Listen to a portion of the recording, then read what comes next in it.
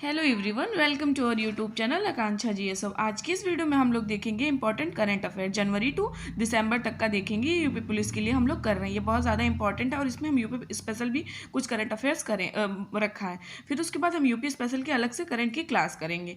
तो फिर हम शुरू करते हैं। हम बता दे रहे हैं इसमें क्या क्या करना है। जो इंपॉर्टेंट टॉपिक है, संसद हो गया, राष्ट्रीय फिल्म फेयर अवार्ड हो गया, महिला आरक्षण बिल हो गया, भारत G20 का हो गया, नोबेल प्राइज़ हो गया, नारी शक्ति अधिनियम हो गया, और भी इंपॉर्टेंट टॉपिक अभी पद्म अवार्ड्स जो मिले हैं 2024 में, वो उसके लिए वो सारे कवर करेंगे। और मतलब कि ब्रांड एम्बेसडर वगैरह सारा कुछ कवर करेंगे, जितने भी इंपॉर्टेंट हो सकते हैं उसको कवर करेंगे।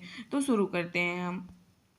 पहला इसमें क्वेश्चन दिया है, विश्व पर्यावरण दिवस 2023 कब मनाया गया। देखो ये बहुत ज़्यादा इंपॉर्टेंट है, 5 जून को मनाया गया। इसका थीम क्या था? Solution to plastic pollution. Solution to plastic pollution याद रखिएगा। 5 जून को हर साल विश्व पर्यावरण दिवस मनाया जाता है। इस बार 2023 का थीम यही था। अगला क्वेश्चन है, भारत की पहली सोलर सिटी कौन सी बनेगी। तो भारत की पहली सोलर सिटी सांची जो मध्य प्रदेश में है वो बनेगी। अगला क्वेश्चन है, भारत के पहले कार्बन न्यूट्रल गांव के रूप में किस गांव को विकसित किया जाएगा। तो भिवड़ी तालुका गांव है, वहां पे महाराष्ट्र में उसको विकसित किया जा रहा है। अगला क्वेश्चन है, बोला तिनुबू किस देश के नए राष्ट्रपति बने हैं। तो नाइजीरिया के, याद रखिएगा नाइजीरिया के नए राष्ट्रपति बोला तिनुबू बने हैं। अगला क्वेश्चन है, आर्थिक और सामाजिक रूप से कमजोर परिवारों की मदद करने के लिए मोह घर योजना किस राज्य ने शुरू की है। तो मोह घर योजना शुरू की है ये उड़ीसा सरकार ने। उड़ीसा की कैपिटल जो है वो भुवनेश्वर है। इसका राइट आंसर उड़ीसा हुआ। अगला क्वेश्चन है, किस राज्य को विश्व स्वास्थ्य संगठन WHO के बाहर लेखा परीक्षक के रूप में चुना गया है। तो किसको चुना गया है? तो ये चुना गया गिरीश चंद्र मुर्मू को चुना गया है। अगला क्वेश्चन है, विश्व तंबाकू निषेध दिवस 2023 कब मनाया गया। तो 31 मई को हर साल विश्व तंबाकू निषेध दिवस मनाया जाता है। इस बार का थीम क्या था? We need food not tobacco, मतलब कि हमें खाने की आवश्यकता है, तंबाकू की नहीं। अगला क्वेश्चन 8 नंबर का, हिमाचल प्रदेश उच्च न्यायालय के नए मुख्य न्यायाधीश कौन बने हैं। तो एमएस रामचंद्रन राव बने हैं। अगला क्वेश्चन है, 13वीं हॉकी इंडिया सब जूनियर पुरुष राष्ट्रीय चैंपियन 2023 का खिताब किस राज्य ने जीता है। उत्तर प्रदेश ने जीता। यह आयोजन स्थल कहाँ था? उड़ीसा में हुआ था, उड़ीसा में। अगला क्वेश्चन है, प्रधानमंत्री नरेंद्र मोदी ने पूर्वोत्तर भारत की पहली वंदे भारत ट्रेन का अनावरण किस राज्य में किया है। तो पूर्वोत्तर की बात हो रही तो ये किया है असम में। इसका राइट आंसर असम है।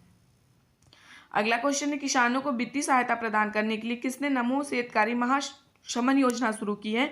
तो महाराष्ट्र ने शुरू की है। कौन क्या है? महाराष्ट्र गवर्नमेंट ने किया। तो इसका राइट आंसर महाराष्ट्र हुआ।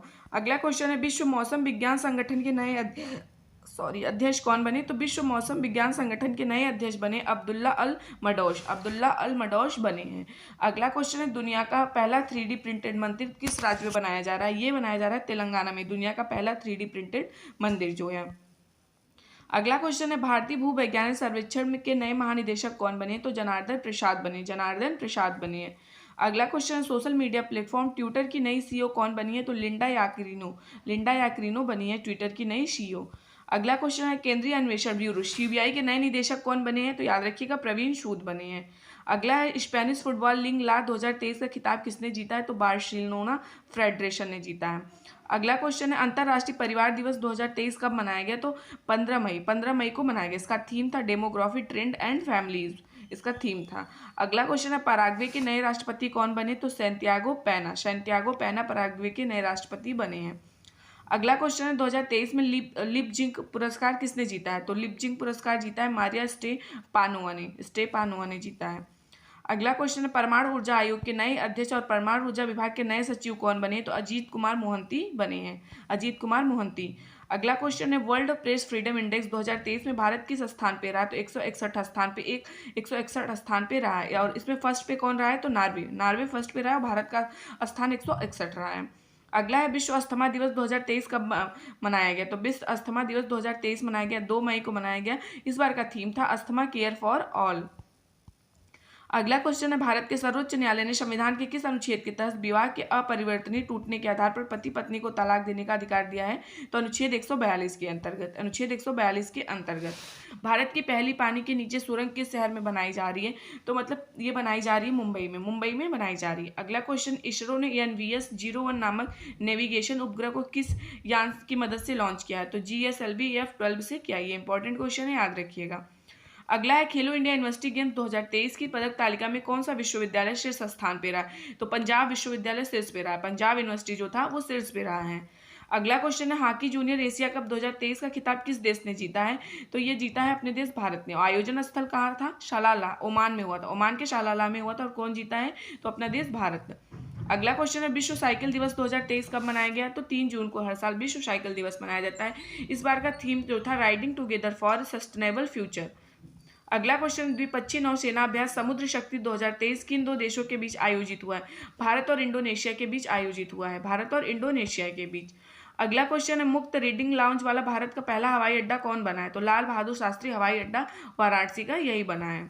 अगला क्वेश्चन है मोनलम चेनमो उत्सव कहाँ मनाया गया? तो ये लद्दाख में मनाया गया। मोनलम चेनमो उत्सव कहाँ मनाया गया? लद्दाख में मनाया गया है।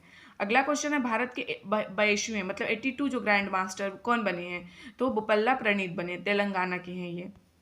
अगला क्वेश्चन है भारतीय वायुसेना के नए उप प्रमुख कौन बने? तो आशुतोष दीक्षित भारतीय वायुसेना के नए उप प्रमुख बने हैं। अगला क्वेश्चन है मादक पदार्थों की तस्करी को रोकने के लिए ऑपरेशन समुद्रगुप्त को किसने शुरू किया है? तो नारकोटिक्स कंट्रोल ब्यूरो और भारतीय नौसेना मिलकर किया है। अगला क्वेश्चन है जलवायु परिवर्तन से निपटने के लिए मेरी लाइफ नामक मोबाइल ऐप को किसने लॉन्च किया है? तो भूपेंद्र यादव ने किया। भूपेंद्र यादव कौन है? पर्यावरण मंत्री हैं। अगला क्वेश्चन है बैंक ऑफ इंडिया के नए MD CEO कौन बने हैं? तो रजनीश कर्नाटक बने हैं। रजनीश कर्नाटक बने हैं। अगला क्वेश्चन है सऊदी अरब को पछाड़कर यूरोप का सबसे बड़ा रिफाइंड तेल आपूर्तिकर्ता देश कौन सा बना है? तो ये बना है भारत। भारत बना है अपना देश भारत। अगला क्वेश्चन है सीमावर्ती क्षेत्रों और आकांक्षी जिलों में FM रेडियो कनेक्टिविटी में सुधार लाने के लिए 18 राज्यों और 2 केंद्र शासित प्रदेशों में 91 FM ट्रांसमीटरों का उद्घाटन किसने किया है? तो ये किया है नरेंद्र मोदी ने। प्रधानमंत्री नरेंद्र मोदी जी ने किया है। अगला क्वेश्चन है अजरबैजान ग्रैंड प्रिक्स 2023 का खिताब किसने जीता है? तो शारजिया पेरोज ने जीता है अजरबैजान 2023 का ग्रैंड प्रिक्स। अगला क्वेश्चन 2023 में इसरो ने चंद्रमा पर अपना तीसरा चंद्रयान 3 किस रॉकेट से लॉन्च किया है? तो LVM MK3 से किया है। LVM MK3 से किया है। अगला क्वेश्चन है मद्रास उच्च न्यायालय के नए मुख्य न्यायाधीश कौन बने हैं? तो संजय V गंगापुर वाला बने हैं। संजय V गंगापुर वाला बने हैं। देखो मद्रास उच्च न्यायालय की स्थापना 1862 में इसका मुख्य पीठ चेन्नई है। राज्य क्षेत्रीय अधिकारिता इसमें तमिलनाडु पुडुचेरी है। अगला क्वेश्चन है steel authority of India limited के नए अध्यक्ष कौन बने? शेल जिसको कहते हैं वो अमरेंदु प्रकाश बने। शेल का full form steel authority of India. इसकी स्थापना 19 जनवरी 1954 को हुई थी। अगला क्वेश्चन है रिंग साइट नामक पुस्तक को किसने लिखा है? रिंग साइट नामक पुस्तक को लिखा है डॉक्टर विजय दर्ड ने लिखा है। अंतर्राष्ट्रीय एवरेस्ट दिवस 2023 कब मनाया गया? तो 29 मई को अंतर्राष्ट्रीय एवरेस्ट दिवस 2023 मनाया गया है। 1953 में सर एडमंड हिलेरी और तेंजिंग नार्गे शेरपा द्वारा एवरेस्ट पर पहली बार चढ़ाई करने की याद में हर साल 29 मई को एवरेस्ट दिवस मनाया जाता है। अगला क्वेश्चन है खेलो इंडिया यूनिवर्सिटी गेम्स 2023 की पदक तालिका में कौन सा विश्वविद्यालय शीर्ष पे रहा है? तो अभी हमने देखा पंजाब यूनिवर्सिटी जो है वो शीर्ष पे रहा है। देखो इसका क्या था? शुभंकर इसका जीतू था। ये संस्करण तीसरा था। संस्करण जो था ये तीसरा था। पंजाब यूनिवर्सिटी को खेलो इंडिया यूनिवर्सिटी गेम्स में 2023 की पदक तालिका में 26 स्वर्ण पदक, 17 रजत पदक, 26 कांस्य पदक मतलब के साथ ये शीर्ष स्थान पे रहा है। महाराष्ट्र के अहमदनगर शहर का नाम बदलकर क्या रखा गया? तो अहमदनगर शहर का नाम बदल के संभाजी नगर किया गया। अब महाराष्ट्र की कैपिटल है मुंबई, मतलब मुंबई की है और इसके मुख्यमंत्री एकनाथ शिंदे। इसके राज्यपाल है रमेश बैस। अगला क्वेश्चन है 2023 में लिपजिंग बुक पुरस्कार किसने जीता? तो मारिया स्टेपानोवा ने जीता। लिपजिंग पुरस्कार प्राइज एक प्रतिष्ठित साहित्यिक पुरस्कार है जिसे 1994 में प्रतिवर्ष प्रदान किया जाता है। अगला क्वेश्चन है परमाणु ऊर्जा आयोग के नए अध्यक्ष और परमाणु ऊर्जा विभाग के नए सचिव कौन बने? अभी हमने देखा था अजीत कुमार मोहंती बने हैं। बैंक ऑफ इंडिया के अभी कौन बने MD CEO? ये भी हमने देखा रजनीश कर्नाटक बने हैं। सऊदी अरब को पछाड़कर यूरोप का सबसे बड़ा रिफाइंड तेल आपूर्तिकर्ता कौन बना? अपना देश। अजरबैजान ग्रैंड प्रिक्स 2023 का खिताब किसने जीता? अभी हमने देखा शारजिया पेरोज ने। रेड बुल मैक्सिको के हैं और रेड बुल के ये क्या है? Brand ambassador. अगला है 17वां विश्व शतरंज चैंपियन 2023 का खिताब जीतकर कौन चीन के पहले विश्व शतरंज चैंपियन बने हैं? तो डेंग लिरेन। ये चीन के पहले बने हैं। डेंग लिरेन इनका नाम है। कलेक्टिव स्पिरिट कंक्रीट एक्शन नामक पुस्तक किसने लिखा है? तो शशि शेखर वेम्पत्ति ने लिखा है। शशि शेखर वेम्पत्ति ने। अगला है एशिया बैडमिंटन चैंपियनशिप 2023 में स्वर्ण पदक जीतने वाली पहली भारतीय पुरुष युगल जोड़ी कौन सी है? तो सात्विक साईराज रैंकिरेड्डी और चिराग। सात्विक और चिराग की जोड़ी आप इस तरह से कह सकते हैं, सात्विक और चिराग की जोड़ी। इंपॉर्टेंट पॉइंट्स देखते हैं। यह एशिया बैडमिंटन चैंपियनशिप में भारत में केवल दूसरा स्वर्ण पदक है। दिनेश खन्ना ने 1965 में पुरुष एकल वर्ग में जीता था और ये अभी ये लोग दूसरे में जीते, मतलब कि युगल में। अगला क्वेश्चन है, कोलकाता उच्च न्यायालय के नए मुख्य न्यायाधीश कौन बने? तो कोलकाता के बने टी.एस. शिव गनानम बने। स्थापना कोलकाता की, तो 1862 में। मुख्य पीठ कोलकाता। राज्य क्षेत्रीय अधिकारिता पश्चिम बंगाल, अंडमान और निकोबार द्वीप समूह है। अगला क्वेश्चन है, 2023 में भारत की G20 अध्यक्षता में साइंस 20 एंगेजमेंट ग्रुप की बैठक कहाँ आयोजित हुई? तो ये लक्षद्वीप में हुई है। भारत ने किस वर्ष तक 1000 शहरों को 3 स्टार कचरा मुक्त बनाने का लक्ष्य रखा है? तो 2024 तक, यानी अभी रखा है। अगला क्वेश्चन है, फ्रांस के सर्वोच्च नागरिक पुरस्कार शेवलियर डे ला लेगियन डी होनूर 2023 से किस भारतीय को सम्मानित किया गया है? तो किरण नादर को सम्मानित किया गया है। अगला क्वेश्चन है, गांधी सियासत और सांप्रदायिकता नामक पुस्तक के लेखक कौन है? तो पीयूष बोबले। अगला क्वेश्चन है, हीरो मोटोकॉर्प जो होते हैं उसके नए सीईओ कौन बने हैं? तो निरंजन गुप्ता बने हैं। अगला क्वेश्चन है, किस भारतीय शहर ने लगातार दूसरी बार tree city of the world 2022 का खिताब जीता है? तो ये जीता है मुंबई ने। अगला क्वेश्चन है, विश्व स्वास्थ्य दिवस 2023 कब मनाया जाता है? तो हर साल 7 अप्रैल को मनाया जाता है। ग्रीस में भारत के नए राजदूत के रूप में किसे नियुक्त किया गया है? तो ये किया गया है रुद्रेंद्र टंडन को नियुक्त किया गया है। अगला क्वेश्चन है, आईफोन निर्माता कंपनी एप्पल इंक भारत में अपना पहला स्टोर एप्पल वीके किस शहर में खोलेगी? तो ये मुंबई में खोलेगी। अगला क्वेश्चन है, दुनिया की सबसे लंबी नदी क्रूज MV गंगा विलास ने किन 2 स्थानों के बीच अपनी यात्रा पूरी की? तो वाराणसी से लेके बोगीविल कहाँ पे? असम। वाराणसी जो है यूपी में है, इनके बीच में। अगला क्वेश्चन है, ग्रेट बैकयार्ड बर्ड अकाउंट 2023 के अनुसार भारतीय किस राज्य में सर्वाधिक पक्षियों की प्रजाति दर्ज की गई है? तो पश्चिम बंगाल में की गई है। गणना के अनुसार पश्चिम बंगाल ने 489 पक्षियों को दर्ज किया, जो 35 भाग लेने वाले राज्य और केंद्र शासित प्रदेशों में सबसे अधिक है। सशस्त्र सीमा बल SSB की नई महिला महानिदेशक कौन बनी है? रश्मि शुक्ला बनी। याद रखिएगा, रश्मि शुक्ला बनी है। अब SSB का फुल फॉर्म है सशस्त्र सीमा बल। इसकी स्थापना 20 दिसंबर 1963 को हुई थी। इसकी स्थापना 20 दिसंबर 1963 को हुई थी। इसका मुख्यालय नई दिल्ली में है। अगला क्वेश्चन है, विश्व वन्य जीव दिवस 2023 कब मनाया गया? तो ये 3 मार्च को मनाया गया। पहला विश्व वन्य जीव दिवस 3 मार्च 2014 को मनाया गया। इसकी थीम क्या थी? Partnership for wildlife conservation. Nagaland विधानसभा चुनाव में निर्वाचित होने वाली पहली महिला विधायक कौन बनी? है बहुत ही ज्यादा इंपॉर्टेंट क्वेश्चन है। पहली महिला है नागालैंड में, तो हेकानी चखालू और शलहोनू क्रूस, ये दोनों हैं। अगला क्वेश्चन है, business standard baker of the year 2022 का पुरस्कार किसने जीता है? तो शशिधर जगदीशन ने जीता है। अगला क्वेश्चन है, भारतीय पुरुष हॉकी टीम के नए कोच कौन बने हैं? तो क्रेग फुलटन जो है वो बने। भारत में हॉकी खेल को इंडिया हॉकी संस्था रेगुलेट करता है। इसकी स्थापना 2009 में हुई। इसका मुख्यालय नई दिल्ली में। इसके अध्यक्ष अभी कौन है? तो दिलीप टर्की जो है वो इसके अध्यक्ष है। अगला क्वेश्चन है, फुटबॉल टूर्नामेंट संतोष ट्रॉफी 2023 का खिताब किसने जीता है? तो कर्नाटक ने जीता है। कर्नाटक ने मेघालय को हरा के 54 साल के बाद, मतलब 54 साल के अंतराल के बाद ये ट्रॉफी जीती है। आयोजन स्थल कहाँ पे था? ये सऊदी अरबिया में। इसका संस्करण कौन था? 76 संस्करण था। अब हम आगे का देखते हैं। अब हम नए संसद भवन से क्वेश्चन देखते हैं जो इंपॉर्टेंट है। देखो, नए संसद भवन से महत्वपूर्ण तथ्य सबसे पहले देखते हैं। प्रधानमंत्री नरेंद्र मोदी ने राष्ट्र को नया संसद भवन समर्पित कर दिया। पीएम मोदी ने सेंट्रल विस्टा प्रोजेक्ट के तहत 10 दिसंबर 2020 को इसकी संसद की आधारशिला, देखो आधारशिला 10 दिसंबर 2020 को रखी थी। इस बिल्डिंग के आर्किटेक्ट विमल पटेल हैं, मतलब इसके वास्तुकार कौन है? तो विमल पटेल है। याद रखिएगा, विमल पटेल ने नए संसद भवन का आकार त्रिकोणीय रूप में दिया है। नए संसद भवन का यह आकार इसलिए दिया गया क्योंकि हर एक धर्म त्रिकोणमति का बहुमत है, मतलब हर धर्म को ध्यान में रख के किया गया। नए संसद भवन को त्रिकोणीय आकार में बनाया गया। इसमें 4 मंजिलें हैं। 64,500 वर्ग मीटर में बनाए गए संसद में 3 दरवाजे हैं। इन्हें ज्ञान द्वार कहा जाता है, शक्ति द्वार, कर्म द्वार, मतलब 3 द्वार का नाम दिया गया है। नए संसद भवन में लोकसभा की सीटें 888, याद रखिएगा 888 सीटें लोकसभा की, जबकि राज्यसभा की 384 सीटें। इसमें इतनी जगह है कि दोनों सदनों की संयुक्त बैठक बुलाई जाए तो सभी सदस्य आ सकते हैं। दोनों सदनों की संयुक्त बैठक के दौरान लोकसभा में 1272 से ज़्यादा मतलब कि 7 लोग बैठ सकते हैं। क्वेश्चन देखते हैं इंपॉर्टेंट। अब आप लोग बताइएगा इसका। 28 मई 2023 को भारत के नए संसद भवन का उद्घाटन किसने किया है? तो प्रधानमंत्री नरेंद्र मोदी जी ने। इसका राइट आंसर ऑप्शन सी हुआ। अगला है, प्रधानमंत्री नरेंद्र मोदी ने नए संसद की आधारशिला कब रखी थी? आधारशिला की बात हो रही है तो 10 दिसंबर 2020 को आधारशिला रखी थी, तो इसका राइट आंसर ऑप्शन सी हुआ। अगला है, नए संसद भवन का डिजाइन किस कंपनी ने तैयार किया है? तो नए संसद भवन का डिजाइन तैयार किया है HPCL डिजाइन्स कंपनी ने किया है। नए संसद के डिजाइन गुजरात के आर्किटेक्चर फर्म HPCL डिजाइन ने तैयार किया है। अगला क्वेश्चन है, नए संसद भवन का निर्माण किस कंपनी ने किया है? तो नए संसद भवन का निर्माण किया है टाटा प्रोजेक्ट लिमिटेड ने। इसका राइट आंसर है टाटा प्रोजेक्ट लिमिटेड ने इसका किया है। अगला क्वेश्चन है, नए संसद भवन का आकार कैसा है? तो त्रिकोणीय आकार। इसका राइट आंसर ऑप्शन ए हुआ, त्रिकोणीय आकार है।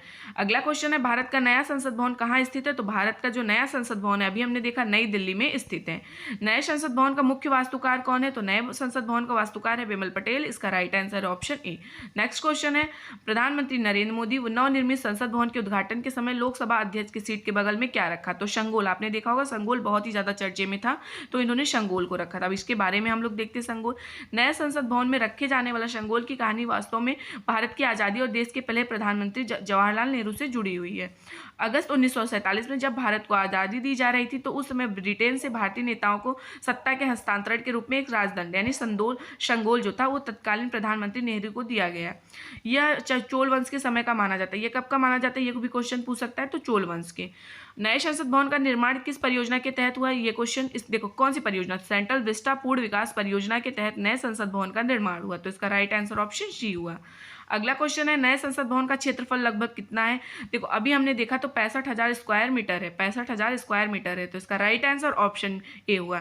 नेक्स्ट क्वेश्चन देखते हैं। नेक्स्ट क्वेश्चन है, संसद में लोकसभा के लिए कितनी सीटें हैं? देखो लोकसभा के लिए सीटें तो जो है बहुत ज़्यादा हैं, 888, लेकिन इससे मोस्ट इंपॉर्टेंट क्या पूछ सकता है? लोकसभा चैम्बर किसके मतलब थीम पे बना है? तो लोकसभा चैम्बर जो है ना राष्ट्रीय पक्षी मोर है हमारा, जो उसके थीम पे आधारित है, और 888 सीटें हैं, 888 सीटें हैं। अगला क्वेश्चन है, नए संसद भवन में राज्यसभा के लिए कितनी सीटें हैं? तो 384 सीटें हैं राज्यसभा के लिए, 384 सीटें। इसका इंपॉर्टेंट पॉइंट क्या है? राज्यसभा चैम्बर को राष्ट्रीय फूल कमल की दी। देखो लोकसभा को किसके थीम पे? राष्ट्रीय पक्षी मोर के, और राज्यसभा के चैम्बर को राष्ट्रीय फूल कमल की थीम पे तैयार किया गया, याद रखिएगा। अगला क्वेश्चन है, नए संसद भवन को बनने में लगभग कितने रुपए खर्च हुए? जो हमारा नया संसद भवन है उसको बनने में कितना पैसा खर्च हुआ? तो 1200 करोड़ रुपए खर्च हुए, तो इसका राइट आंसर ऑप्शन डी हुआ। अगला क्वेश्चन यानी नेक्स्ट क्वेश्चन है, नए संसद भवन के उद्घाटन पर कितने रुपए का सिक्का जारी किया गया? तो प्रधानमंत्री नरेंद्र मोदी जी ने 75 रुपए का सिक्का जारी किया, तो इसका राइट आंसर ऑप्शन बी हुआ। अगला क्वेश्चन है, नए संसद भवन कितने मंजिला का? देखो हमारा जो नया संसद भवन है वो कितने मंजिला का है? तो ये 4 मंजिला का है, 4 मंजिला का हमने अभी देखा था, 4 मंजिला, इसका राइट आंसर ऑप्शन बी हुआ। अगला क्वेश्चन है, नए संसद भवन में संयुक्त सत्र का आयोजन कहाँ होगा? देखो नए संसद भवन में अगर संयुक्त सत्र का आयोजन कहाँ पे होगा तो ये होगा लोकसभा हॉल में, याद रखिएगा लोकसभा हॉल में होगा, तो इसका राइट आंसर ऑप्शन ए है, लोकसभा हॉल में होगा। संसद भवन में संयुक्त सत्र के लिए कितनी सीटें वाला बृहद हॉल बनाया गया है? तो 1272 सीटें, 1272 सीटें बनाई गया है, तो इसका राइट आंसर ऑप्शन सी हुआ। अगला क्वेश्चन है, नए संसद भवन में कितनी समिति का कक्ष निर्माण किया गया है? तो ये किया गया है 6 समिति का, तो इसका राइट आंसर ऑप्शन डी हुआ। नेक्स्ट क्वेश्चन है, पुराना, देखो पुराना संसद भवन से भी क्वेश्चन पूछ सकता है, तो पुराना संसद भवन का कब बनकर देखो पुराना संसद भवन कब बन के तैयार हुआ? तो 1927 में। अगर लेकिन इसकी पूछेगा कि आधारशिला कब रखी थी, तो 12 फरवरी 1921 में इसका आधारशिला रखा गया था, और तैयार कब हुआ था? तो यह तैयार हुआ था 1927 में। इसका निर्माण कार्य करीब 6 वर्ष तक चला था। इस तरह पुराना संसद भवन 1927 में बनकर तैयार हुआ था। पुराने संसद भवन का उद्घाटन किसने किया था? तो पुराने संसद भवन का उद्घाटन जो किया था ये लॉर्ड इरविन ने किया था, इसका right answer option A, Lord Irwin. अगला क्वेश्चन है, पुराने संसद का डिजाइन किस ब्रिटिश वास्तुकार ने तैयार किया था? देखो ये तो बहुत ही ज्यादा इंपॉर्टेंट है, हमेशा पूछता रहता है हर एग्जाम में। तो एडविन लुटियंस सब लोग जानते हैं, लेकिन इसमें 2 लोग किए थे, हर्बर्ट बेकर, एडविन लुटियंस और हर्बर्ट बेकर, ये दोनों ने किया था, तो इसका राइट आंसर ऑप्शन सी है, ऑप्शन सी इसका राइट आंसर है। अगला क्वेश्चन है, पुराने संसद में लोकसभा सीटें कितनी थी? देखो पुराने संसद में लोकसभा सीटें जो थी 543 थी, 543 थी। अगला है, पुराने संसद में राज्यसभा की सीटें कितनी थी? तो राज्यसभा की सीटें जो थी 250 सीटें थी, इसका राइट आंसर ऑप्शन ए हुआ। अगला जो क्वेश्चन है वो है, भारतीय संविधान के किस अनुच्छेद में संसद के गठन का प्रावधान है? तो भारतीय संविधान के किस अनुच्छेद में है? तो 79 में है। 79, इसका राइट आंसर 17। देखो अगर आपसे पूछ लेगा ना, देखो सरला याद रखना, ये ट्रिक याद रखिएगा। स से हमारा हो गया संसद, स से हमारा संसद हो गया तो ये 79 अनुच्छेद में है। र से हमारा राज्यसभा, राज्यसभा हो गया तो ये हमारा 80 में है, 80 अनुच्छेद में। और ला से हो गया हमारा लोकसभा, तो ये हमारे किस में है, 81 में है। तो ये जरूर से याद रखिएगा, इंपॉर्टेंट पॉइंट है। अगला क्वेश्चन है भारतीय संसद के कितने अंग हैं। देखो हमारी भारतीय संसद के 3 अंग हैं। पहला राष्ट्रपति, लोकसभा, राज्यसभा। कौन कौन, राष्ट्रपति, लोकसभा, राज्यसभा। ऐसे भी क्वेश्चन पूछ लेते हैं। अगला क्वेश्चन है भारत में संसदीय व्यवस्था किस देश से ली गई है। तो भारत में जो संसदीय व्यवस्था है ना वो ब्रिटेन से ली गई, तो इसका राइट आंसर ऑप्शन बी हुआ। अब टेस्ट के लिए आपके लिए 2 क्वेश्चन है, इसका आंसर आप कॉमेंट बॉक्स में जरूर से दीजिएगा, फिर आगे का हम टॉपिक कवर करते हैं।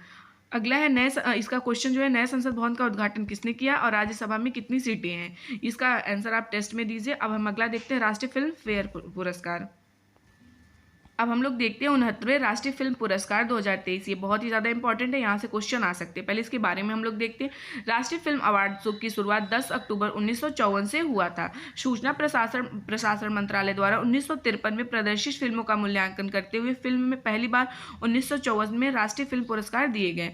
उस समय देश के राष्ट्रपति डॉक्टर राजेंद्र प्रसाद थे और सूचना प्रसारण मंत्री जो वी केशकर थी। इनका मतलब नाम याद रखिएगा। उस समय राष्ट्रीय पुरस्कारों को राजकीय फिल्म पुरस्कार के नाम से जाना जाता था, मतलब राष्ट्रीय नहीं, राजकीय फिल्म पुरस्कार कहा जाता था। 1954 में सर्वश्रेष्ठ फिल्म का खिताब मराठी फिल्म श्यामची आई को मिला। याद रखिएगा 1954 में सबसे पहली बार दिया गया था। कौन सी मतलब किताब थी, मराठी फिल्म, क्या नाम इसका, श्यामची आई को मिला था। यह पुरस्कार फिल्म समारोह निदेशालय के द्वारा दिए जाते हैं। अब क्वेश्चन देखते हैं हम इसके। 69वें राष्ट्रीय फिल्म अवार्ड में सर्वश्रेष्ठ फिल्म का अवार्ड किसने जीता है। तो देखो सर्वश्रेष्ठ फिल्म का अवार्ड जो जीता है रॉकेटरी द नावी इन्फेंट ने जीता है। इसके निर्देशक कौन थे, आर माधवन इसके निदेशक थे। और कौन जीता, कौन से फिल्म जीता है, रॉकेटरी द नावी इफेक्ट। अगला क्वेश्चन है 69वें राष्ट्रीय फिल्म अवार्ड में सर्वश्रेष्ठ अभिनेता। देखो अभिनेता का बात हो रहा है तो अल्लू अर्जुन ने जीता था। अल्लू अर्जुन, इनकी जो फिल्म है, इनकी फिल्म है पुष्पा द राइज, इसके लिए इन्होंने जीता था। तो इसका राइट आंसर है ऑप्शन ए। अगर अभिनेता की बात होगी, अगर अब अभिनेत्री की बात होगी तो 2 लोगों ने 69वें राष्ट्रीय फिल्म अवार्ड में सर्वश्रेष्ठ अभिनेत्री का अवार्ड किसने जीता था, तो आलिया भट्ट और कृति सैनन। तो इसका राइट आंसर ऑप्शन बी और सी हुआ। आलिया भट्ट की कौन सी मूवी थी, आलिया भट्ट की गंगूबाई काठियावाड़ी फिल्म के लिए इन्हें मिला है और कृति सैनन को इनकी फिल्म मिमी के लिए मिला है, याद रखिएगा। अगला क्वेश्चन 69वें फिल्म अवार्ड में सर्वश्रेष्ठ निर्देशक का अवार्ड किसे मिला है। निर्देशक की बात हो रही है, सर्वश्रेष्ठ निर्देशक की बात हो रही है तो ये निखिल महाजन को मिला। इसका राइट आंसर ऑप्शन है निखिल महाजन। इनकी फिल्म कौन सी थी, गोदावरी द होली वाटर, इसके लिए इन्हें मिला है निर्देशक का। अगला क्वेश्चन है 69वें राष्ट्रीय फिल्म अवार्ड में सर्वश्रेष्ठ हिंदी का अवार्ड किसे मिला। सर्वश्रेष्ठ हिंदी फिल्म का अवार्ड किसको मिला है। देखो सर्वश्रेष्ठ हिंदी फिल्म का अवार्ड सरदार उधम सिंह को मिला है। इसके निर्देशक कौन है, सुजीत सरकार हैं। इसका राइट आंसर ऑप्शन सी हुआ। अगला क्वेश्चन है 69वें राष्ट्रीय फिल्म फेयर अवार्ड में बेस्ट सपोर्टिंग एक्टर का अवार्ड किसे मिला। एक्टर की बात होगी तो पंकज त्रिपाठी को मिला। इसका राइट आंसर ऑप्शन सी है। ऑप्शन, इनकी फिल्म जो थी मिमी, उसके लिए इन्हें मिला है। अगला क्वेश्चन है 69वें राष्ट्रीय फिल्म फेयर अवार्ड में बेस्ट सपोर्टिंग एक्ट्रेस। देखो अब एक्ट्रेस की बात हो रही है तो ये पल्लवी जोशी को मिला है। इनकी कौन सी फिल्म, द कश्मीर फाइल्स के लिए इनको मिला है। अगला क्वेश्चन है 69वें राष्ट्रीय फिल्म फेयर अवार्ड में सर्वश्रेष्ठ पार्श्व गायक मेल का। देखो पार्श्व गायक और मेल फीमेल दोनों लोगों को मिला है। तो इसमें जो मेल है उनको कौन मिला है, पार्श्व गायक का मेल में काल भैरव को मिला है। इसका राइट आंसर ऑप्शन सी हुआ। अगला क्वेश्चन है 69वें राष्ट्रीय फिल्म फेयर अवार्ड में सर्वश्रेष्ठ पार्श्व गायिका। फीमेल की बात हो रही है तो किसको मिला है, तो फीमेल में श्रेया घोषाल को मिला है। तो इसका राइट आंसर ऑप्शन ए है, श्रेया घोषाल को मिला है। अगला क्वेश्चन है 69वें राष्ट्रीय फिल्म फेयर अवार्ड में सर्वश्रेष्ठ संगीत निर्देशक का अवार्ड किससे मिला है। देखो सर्वश्रेष्ठ संगीत की बात कर रहा है तो ये मिला है देवीश्री प्रसाद को, देवीश्री प्रसाद। इसका राइट आंसर ऑप्शन डी हुआ। अगला क्वेश्चन 69वें राष्ट्रीय फिल्म फेयर अवार्ड में सर्वश्रेष्ठ बाल फिल्म का अवार्ड किसे मिला है। बाल फिल्म के अवार्ड की बात हो रही तो गांधी एंड कंपनी को मिला है। इसका राइट आंसर ऑप्शन बी हुआ, गांधी एंड कंपनी को मिला है। अगला क्वेश्चन है 69वें राष्ट्रीय फिल्म फेयर अवार्ड में सर्वश्रेष्ठ बाल कलाकार का अवार्ड किसे। देखो बाल कलाकार की बात कर रहा है तो भाविन दरबारी को मिला। इसका राइट आंसर ऑप्शन सी है। इनकी फिल्म कौन थी, छेलो शो के लिए इनको मिला है। अगला क्वेश्चन है 69वें राष्ट्रीय फिल्म फेयर अवार्ड में राष्ट्रीय एकता के लिए नरगिस दत्त पुरस्कार का अवार्ड किसको मिला है। देखो नरगिस दत्त अवार्ड की बात हो रहा है तो नरगिस दत्त अवार्ड की बात हो रहा है तो ये मिला है द कश्मीर फाइल्स को। इसका राइट आंसर ऑप्शन बी है, द कश्मीर फाइल्स को। इसके निर्देशक विवेक अग्निहोत्री हैं। अगला क्वेश्चन है 69वें राष्ट्रीय फिल्म फेयर अवार्ड में पर्यावरण संरक्षण पर सर्वश्रेष्ठ फिल्म का अवार्ड किसको दिया गया है? तो आवास व्यूहम को दिया गया है। पर्यावरण की बात हो रही है तो आवास व्यूहम को। इसका राइट आंसर ऑप्शन ए हुआ। इसका इंपॉर्टेंट पॉइंट अब हम लोग देखते हैं कौन सी फिल्म। देखो हिंदी फिल्म, सारी फिल्मों को देखेंगे क्योंकि इंपॉर्टेंट कुछ भी पूछ सकता है। तो सर्वश्रेष्ठ हिंदी फिल्म पुरस्कार अभी हमने देखा सरदार उधम, सर्वश्रेष्ठ कन्नड़ फिल्म 777 चार्ली, और सर्वश्रेष्ठ मलयालम फिल्म होम को मिला है। सर्वश्रेष्ठ गुजराती फिल्म छैलोसो को मिला। सर्वश्रेष्ठ तमिल फिल्म कैदेशी विवासी के लिए मिला है। सर्वश्रेष्ठ तेलुगु फिल्म उपेन्ना को मिला है। सर्वश्रेष्ठ मैथिली फिल्म समानांतर को मिला है। सर्वश्रेष्ठ मराठी फिल्म, देखो ये भी याद रखें, एकता काय जाला को मिला। सर्वश्रेष्ठ बंगाली फिल्म कलक को मिला है। सर्वश्रेष्ठ असमिया फिल्म तो अनूर को मिला है। सर्वश्रेष्ठ उड़िया फिल्म प्रत्यक्षा को मिला है। तो ये इंपॉर्टेंट था। अब हम अगला अपना कवर करते हैं महिला आरक्षण बिल। अब हम महिला आरक्षण बिल से बनने वाले सारे क्वेश्चंस देखते हैं क्योंकि ये सब इंपॉर्टेंट है, अभी करंट में हुआ है तो ये सब क्वेश्चंस आएंगे। पहला क्वेश्चन, महिला आरक्षण बिल 2023 क्या है? लोकसभा और विधानसभा में महिलाओं को 1/4 नहीं, अगर 1/3 होता तो ये सही हो जाता। दूसरा है लोकसभा और विधानसभा में महिलाओं के लिए 1/3 आरक्षण प्रदान करने से संबंधित। बिल्कुल इसका राइट आंसर ऑप्शन ए हुआ। इसका राइट आंसर 1/3। देखो 1/3 मिलेगा उन महिलाओं को आरक्षण लोकसभा और विधानसभा में, विधान परिषद और राज्यसभा में नहीं मिलेगा, याद रखिएगा। और ये कब मिलेगा? अभी जो 2024 का चुनाव हो जाएगा उसके बाद जनगणना और परिसीमन के बाद ही मिलेगा। देखो इसके इंपॉर्टेंट पॉइंट देखते हैं। एस डी देवगौड़ा सरकार ने 12 सितंबर 1996 को इस बिल को संसद में पेश किया था लेकिन पारित नहीं हो सका था। यह बिल 81 संविधान संशोधन विधेयक के रूप में पेश हुआ था। बिल में सांसद और राज्यों की विधानसभा में महिलाओं के लिए 33% का आरक्षण का प्रस्ताव था। इस 33% आरक्षण के अंदर अनुसूचित जाति, अनुसूचित जनजाति के लिए उप आरक्षण का प्रावधान था लेकिन अन्य पिछड़ा वर्ग के लिए आरक्षण का प्रावधान नहीं था। अगला क्वेश्चन है लोकसभा में महिला आरक्षण बिल किस नाम से पेश किया गया? देखो लोकसभा में महिला आरक्षण बिल जो पेश किया गया है नारी शक्ति वंदन अधिनियम 2023 के नाम से किया गया, तो इसका राइट आंसर ऑप्शन बी हुआ। अगला क्वेश्चन है लोकसभा में महिला आरक्षण बिल नारी शक्ति वंदन अधिनियम 2023 किसने पेश किया? तो अर्जुन राम मेघवाल जो है विधि और न्याय मंत्री भी है, इन्होंने ही पेश किया, तो इसका राइट आंसर ऑप्शन ए हुआ। अब इसके इंपॉर्टेंट पॉइंट देखते हैं हम लोग। नए संसद भवन में लोकसभा की कार्यवाही के दौरान विधि और न्याय मंत्री अर्जुन राम मेघवाल ने लोकसभा में 128वां संशोधन विधेयक 2023 नारी शक्ति वंदन अधिनियम पेश किया था। 2023 में लोकसभा बिल 19 सितंबर 2023 को पेश किया गया था लोकसभा में, और लोकसभा में बिल कब पास हुआ था? तो 20 सितंबर 2023 को पास हुआ था, याद रखिएगा। अगला क्वेश्चन है लोकसभा और राज्य विधानसभा में महिलाओं को कितने प्रतिशत वोट देने वाले महिला आरक्षण विधेयक को मंजूरी दी गई? तो 33%। इसका राइट आंसर ऑप्शन ए हुआ। इसके इंपॉर्टेंट पॉइंट देख सकते हैं। 33% यानी लोकसभा में 543 सीटें हैं, इसमें से 181 सीटें महिलाओं के लिए होगी। 181 सीटें जो होगी वो महिलाओं के लिए होगी। इसी तरह विधानसभा में जितनी सीटें होगी उससे मतलब विधानसभा में मान लो जितनी भी सीट हुई उसमें महिलाओं के लिए रिजर्व रहेगा 33%। अगला क्वेश्चन है नए संसद भवन में पेश होने वाला पहला बिल कौन सा है? देखो नए संसद भवन में पहला बिल अगर ये बहुत ही ज़्यादा इंपॉर्टेंट है तो नारी शक्ति वंदन अधिनियम 2023 यही पहला बिल है, तो इसका राइट आंसर ऑप्शन बी हुआ। अब नए संसद भवन के बारे में अभी हमने कवर तो किया, एक बार हम देख लेते। इसका उद्घाटन देखो 28 मई 2023 को, आधारशिला जब पूछेगा तो 10 दिसंबर 2020, याद रखिएगा। डिजाइन कौन किया है? तो HPCF कंपनी ने किया है। इसके निर्माण किया टाटा प्रोजेक्ट लिमिटेड ने किया है। मुख्य वास्तुकार कौन है? बिमल पटेल है। बिमल पटेल इसके मुख्य वास्तुकार है।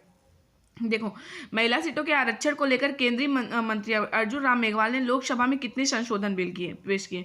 तो लोकसभा में इन्होंने संशोधन बिल जो पेश किया है ना, तो संशोधन बिल इन्होंने 6 किया है। 6 संशोधन बिल, इसका राइट आंसर है 6। पहला संशोधन देखो पहले क्लोज आर्टिकल 239 में 239A जोड़ा जा रहा है जिसके तहत नेशनल कैपिटल दिल्ली के असेंबली में महिलाओं के लिए 33% रिजर्वेशन रहेगा। दूसरा संशोधन इसके क्लॉज 3 के अंतर्गत आर्टिकल 330 में 33A सेक्शन जोड़ा जाएगा जिसके अंतर्गत महिलाओं के लिए लोकसभा में 33% आरक्षण रहेगा। तीसरे संशोधन बिल क्लॉज के 4 के मुताबिक संविधान के आर्टिकल 32(2) के बाद एक नया आर्टिकल 33A जोड़ा जा रहा है जिसके तहत महिलाओं के लिए राज्य विधानसभा में 33% सीटों का प्रावधान होगा। चौथा संशोधन बिल जो है इसके क्लॉज देखो इस क्लॉज के मुताबिक क्या होगा, संविधान का आर्टिकल 33(4)(a) के बाद नया आर्टिकल 33A जोड़ा जा रहा है जिसके अनुसार महिलाओं के लिए आरक्षण 15 सालों के लिए प्रभावी रहेगा। इसके बाद और समय के लिए आरक्षण बढ़ाने का अधिकार संसद के पास होगा। अगला जो क्वेश्चन है वो क्वेश्चन है लोकसभा में नारी शक्ति वंदन अधिनियम 2023 के विधायक पक्ष में कितने विधायक लोगों ने कितना वोट दिया था? इसमें सारे वोट पड़े थे 454, सिर्फ 2 वोट नहीं पड़े थे, सिर्फ 2 वोट, तो 454 वोट जो थे वो पड़े थे 454। देखो इसके बारे में, इस विधेयक के पक्ष में 454 वोट पड़े थे, वोट जो है 454 वोट पड़े थे, जबकि विरोध में सिर्फ 2 वोट बिल पड़े थे। और कौन कौन दिया था? AIMI के प्रमुख जो हैं अवैशुद्दीन ओवैसी और उनकी पार्टी के सांसद इम्तियाज जलील ने 2 वोट मतलब नहीं पड़ा था इनके पक्ष में, बाकी सारे वोट इनके पक्ष में पड़ा था। अगला क्वेश्चन है, नारी शक्ति अधिनियम 2023 बिल भारत में कब से लागू होगा? देखो, इस जनगणना और लोकसभा सीटों के परिसीमन के बाद ही होगा। लोकसभा चुनाव 2024 में नहीं होगा, तो इसका राइट आंसर ऑप्शन बी हुआ। इस बिल के लागू होने में लंबा वक्त लग सकता है। जब जनगणना और लोकसभा सीटों का परिसीमन होगा तब यह कानून लागू होगा, यानी 2024 के चुनाव में महिलाओं के लिए आरक्षण नहीं होगा। अगला क्वेश्चन है, नारी शक्ति वंदन अधिनियम 2023 के कानून बनाने के बाद यह कितने राज्यों केंद्र शासित प्रदेशों में लागू होगा? तो हमारे देश में 28 राज्य और 8 केंद्र शासित प्रदेश है, तो यहीं पर लागू होगा। 28 राज्य 8 केंद्र शासित प्रदेश का राइट आंसर ऑप्शन ए हुआ। दोनों सदनों में स्पेशल मेजॉरिटी पास होने के बाद यह बिल कानून बनता है, तो सभी राज्यों में लागू होगा।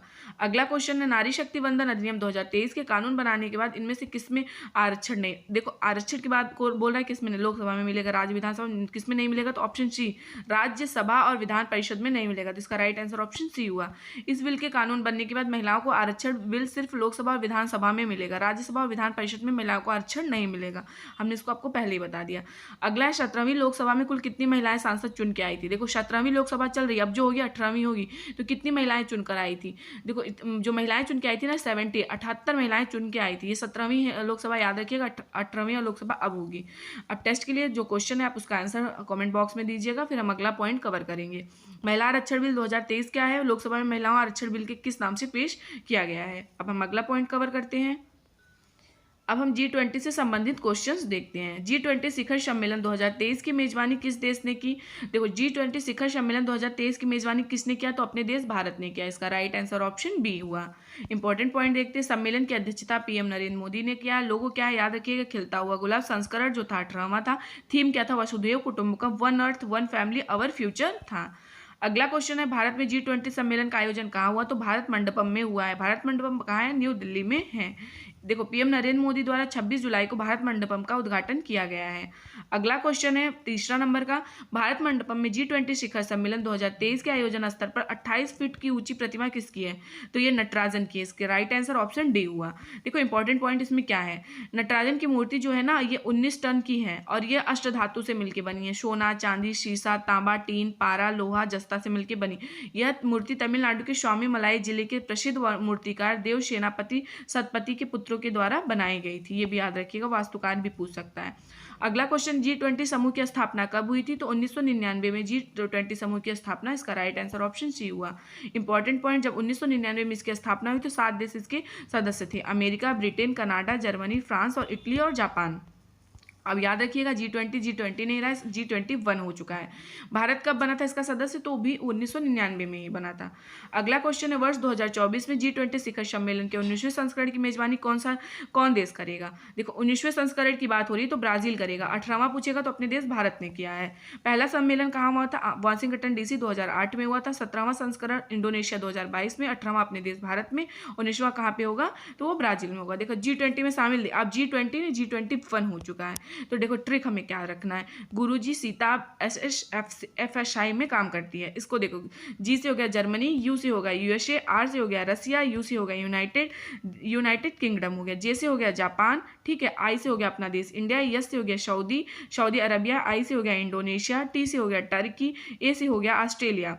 अब देखो, अब ना A से हो गया, देखो, अर्जेंटीना, फिर B से हो गया ब्राज़ील, S से हो गया साउथ अफ्रीका, फिर एक S से हो गया साउथ कोरिया, C से हो गया कनाडा, F से हो गया फ्रांस, C होगा ये चाइना हो गया, फिर उसके बाद E से हो गया इटली, M से हो गया मैक्सिको, E से होगा यूरोपियन यूनियन हो गया।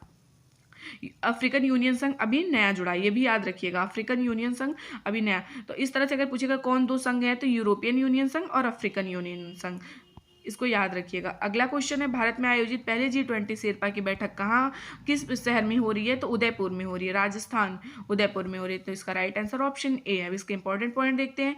अंतर्राष्ट्रीय शिखर सम्मेलन, किसी देश की ओर से शामिल होने वाले व्यक्ति प्रतिनिधि को शेरपा कहा जाता है। बैठक की अध्यक्षता अमिताभ कांत, भारतीय शेरपा कौन है ये भी पूछ सकता है, तो अमिताभ कांत इन्होंने की। दूसरी बैठक इसकी कहाँ पे हुई है? तो कुमारकाम केरल में हुई। तीसरी बैठक हम्पी कर्नाटक में, चौथी बैठक हरियाणा में। सबकी मतलब 4-4, 3-3 बैठक हुई हुई हैं सारी चीज़ों की। अगला है G20 देश के वित्त मंत्री और केंद्रीय बैंक गवर्नर की पहली बैठक कहाँ आयोजित हुई है? तो पहली बैठक ये बेंगलुरु में। बैठक की अध्यक्षता, देखो बैठक की अध्यक्षता किसने? निर्मला सीतारमण, और सह अध्यक्षता भारतीय रिजर्व बैंक के गवर्नर शक्तिकांत दास ने किया। दूसरी बैठक कहाँ? वाशिंगटन DC में। तीसरी बैठक गांधीनगर गुजरात में हुआ है। अगला है 2022 में G20 इंडिया की पहली विकास कार्य समूह की बैठक मेजबानी किस शहर ने की थी? तो ये की थी मुंबई ने। इसका right answer option A Mumbai हुआ। अगला क्वेश्चन है भारत की अध्यक्षता में पहले G20 संयुक्त वित्त और स्वास्थ्य मंत्री स्तरीय बैठक की अध्यक्षता किसने किया है? तो मनसुख मंडाविया स्वास्थ्य मंत्री और निर्मला सीतारमण वित्त मंत्री, इन दोनों ने मिलकर किया है। तो इसका राइट आंसर ऑप्शन सी हुआ। अगला क्वेश्चन 2023 में वित्तीय समावेशन पर G20 समूह की पहली बैठक कहाँ आयोजित हुई है? तो ये हुई है कोलकाता में। इसका राइट आंसर कोलकाता हुआ। 2023 में भारत की अध्यक्षता में G20 के तहत पहली और संरचना कार्य समूह की बैठक कहाँ हुई? तो पुणे महाराष्ट्र में हुई। दूसरी बैठक विशाखापट्टनम में। तीसरी बैठक ऋषिकेश में हुई है, याद रखिएगा। अगला क्वेश्चन है 2023 में भारत में G20 हेल्थ वर्किंग ग्रुप की पहली बैठक कहाँ आयोजित की गई? तिरुवनंतपुरम केरल में की गई है। और दूसरी बैठक गोवा में हुई। तीसरी बैठक हैदराबाद में। चौथी गांधीनगर में। ये भी याद रखिएगा। अगला क्वेश्चन है 2023 में G20 अंतर्राष्ट्रीय वित्तीय संरचना कार्य समूह की पहली बैठक किस शहर में आयोजित की गई? तो ये चंडीगढ़ में। इसका राइट आंसर ऑप्शन ए हुआ चंडीगढ़। दूसरी बैठक पेरिस में। तीसरी बैठक गोवा में हुई है। अगला क्वेश्चन है 2023 में G20 पर्यटन कार्य समूह पर्यटन मंत्रियों की बैठक कहाँ आयोजित हुई? तो याद रखिएगा ये गोवा में हुई है। तो गोवा में हुई है। अगला क्वेश्चन है 2023 में G20 एजुकेशन वर्किंग ग्रुप की पहली बैठक, देखो एजुकेशन वर्किंग ग्रुप की पहली बैठक चेन्नई में, दूसरी भुवनेश्वर में, दूसरी बैठक अमृतसर में, तीसरी भुवनेश्वर में हुई है, चौथी पुणे में। पहली कहाँ हुई? चेन्नई, दूसरी अमृतसर, तीसरी भुवनेश्वर, चौथी पुणे में हुई है। अगला क्वेश्चन है 2023 में भारत की G20 अध्यक्षता के अंतर्गत रोजगार कार्य समूह की पहली बैठक कहाँ हुई है? पहली बैठक जोधपुर राजस्थान में। दूसरी बैठक गुवाहाटी असम में। तीसरी बैठक जिनेवा स्विट्जरलैंड में। चौथी बैठक इंदौर में MP में हुई है। अगला क्वेश्चन है 2023 में भारत की G20 की अध्यक्षता के तहत पहले एनर्जी ट्रांजिशन वर्किंग ग्रुप की बैठक कहाँ हुई? तो बेंगलुरु कर्नाटका में हुई है। दूसरी बैठक गांधीनगर, तीसरी बैठक मुंबई, चौथी गोवा में हुई है। अगला क्वेश्चन है भारत की G20 अध्यक्षता के हिस्से के रूप में पहली टूरिज्म वर्किंग ग्रुप की बैठक कहाँ हुई? तो कच्छ, गुजरात के कच्छ में। दूसरी बैठक सिलीगुड़ी और दार्जिलिंग में हुई है। तीसरी बैठक श्रीनगर में। चौथी गोवा में हुई है। अगला क्वेश्चन है 2023 में G20 इंडिया के पर्यावरण और जलवायु स्थिरता कार्य समूह की पहली बैठक की मेजबानी किस शहर ने की? तो बेंगलुरु ने की। दूसरी बैठक गांधीनगर, तीसरी बैठक मुंबई में हुई, चौथी बैठक चेन्नई में हुई है। अगला क्वेश्चन है 2023 में G20 डिजिटल इनोवेशन अलायंस शिखर सम्मेलन का आयोजन कहाँ हुआ? तो ये हुआ है बेंगलुरु में हुआ है। अगला क्वेश्चन है 2023 में भारत की G20 अध्यक्षता के तहत पहले डिजिटल इकोनॉमिक वर्किंग ग्रुप की बैठक कहाँ आयोजित हुई? लखनऊ उत्तर प्रदेश में हुई है। दूसरी बैठक हैदराबाद, तीसरी बैठक पुणे में। अगला क्वेश्चन है G20 सांस्कृतिक कार्य समूह की पहली बैठक आयोजित कहाँ की गई है? खजुराहो मध्य प्रदेश में की गई है। दूसरी बैठक भुवनेश्वर, तीसरी बैठक हम्पी में। इसका थीम क्या था? Protection and resolution of culture property. अगला क्वेश्चन है 24 नंबर का 2023 में G20 विदेश मंत्रियों की बैठक कहाँ आयोजित हुई? तो ये नई दिल्ली में हुई है। इंपॉर्टेंट पॉइंट देखते हैं, बैठक की अध्यक्षता डॉक्टर S जयशंकर ने किया है, ये विदेश मंत्री हैं। अगला क्वेश्चन है 2023 में भारत की अध्यक्षता में G20 की पहली एंटी करप्शन वर्किंग ग्रुप की बैठक कहाँ हुई? पहली बैठक गुरुग्राम हरियाणा में। दूसरी बैठक ऋषिकेश उत्तराखंड में हुई है। अगला क्वेश्चन है 2023 में भारत की G20 अध्यक्षता के तहत के पहले सस्टेनेबल फाइनेंस वर्किंग ग्रुप की बैठक कहाँ हुई? तो गुवाहाटी असम में हुई, याद रखिएगा। दूसरी बैठक उदयपुर में। तीसरी बैठक महाबलीपुरम तमिलनाडु में। 2023 में भारत की G20 अध्यक्षता के तहत पहले व्यापार और निवेश कार्य समूह की बैठक कहाँ आयोजित हुई? तो ये मुंबई में हुई है। दूसरी बैठक बेंगलुरु में। तीसरी बैठक केवड़िया गुजरात में। चौथी बैठक जयपुर में। अगला क्वेश्चन है 2023 में भारत की G20 अध्यक्षता के तहत कृषि कार्य समूह की पहली प्रतिनिधि बैठक कहाँ आयोजित हुई? तो ये इंदौर MP में हुई है। इंपॉर्टेंट पॉइंट देखते हैं, दूसरी बैठक चंडीगढ़ में। तीसरी बैठक हैदराबाद में हुई है। अगला हमारा जो क्वेश्चन है 2023 में G20 देश की कला प्रदर्शनी का आयोजन कहाँ हुआ? तो पटना बिहार। इसका थीम क्या था? टुगेदर वी आर्ट था। प्रधानमंत्री नरेंद्र मोदी ने अगस्त 2023 में G20 महिला सशक्तिकरण मंत्री स्तरीय सम्मेलन को कहाँ पे संबोधित किया? तो याद रखिएगा गांधीनगर गुजरात में किया है। Important point. अब हम अगला पॉइंट देखते हैं। अब हम देखते हैं नोबेल पुरस्कार 2023। ये बहुत ही ज़्यादा इंपॉर्टेंट है, क्वेश्चन इससे आ सकता है।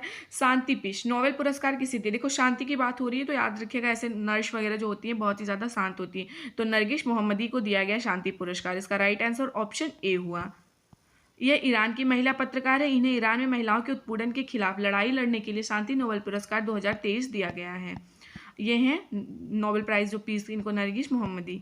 अगला है साहित्य, देखो लिटरेचर नोबेल पुरस्कार 2023 किसे दिया गया है, तो ये दिया गया है जॉन फॉस्से को। एक चीज़ याद रखिएगा, जो साहित्यकार होते हैं ना वो अपना जान लगा देते हैं लिखने के लिए, तो इस तरह से करिएगा। तो इसका राइट आंसर ऑप्शन सी है, तो आप मतलब ट्रिक से भूलेंगे नहीं।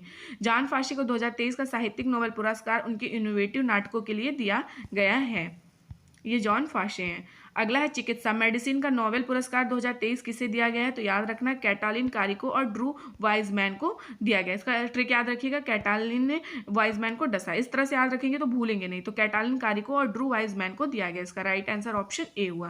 देखो क्यों दिया गया, कैटालिन कारिको और ड्रू वाइजमैन ने मेडिसिन में 2023 का नोबेल पुरस्कार जीता। उन्हें मैसेंजर RNA के तकनीक, जिसमें अभूतपूर्व कोविड-19 टीकों का मार्ग प्रशस्त किया और काम करने के लिए संयुक्त रूप से फिजियोलॉजी या मेडिसिन 2023 में नोबेल पुरस्कार से सम्मानित किया गया है। यही दोनों है, कैटालिन कारिको, ड्रू वाइजमैन या विजमैन।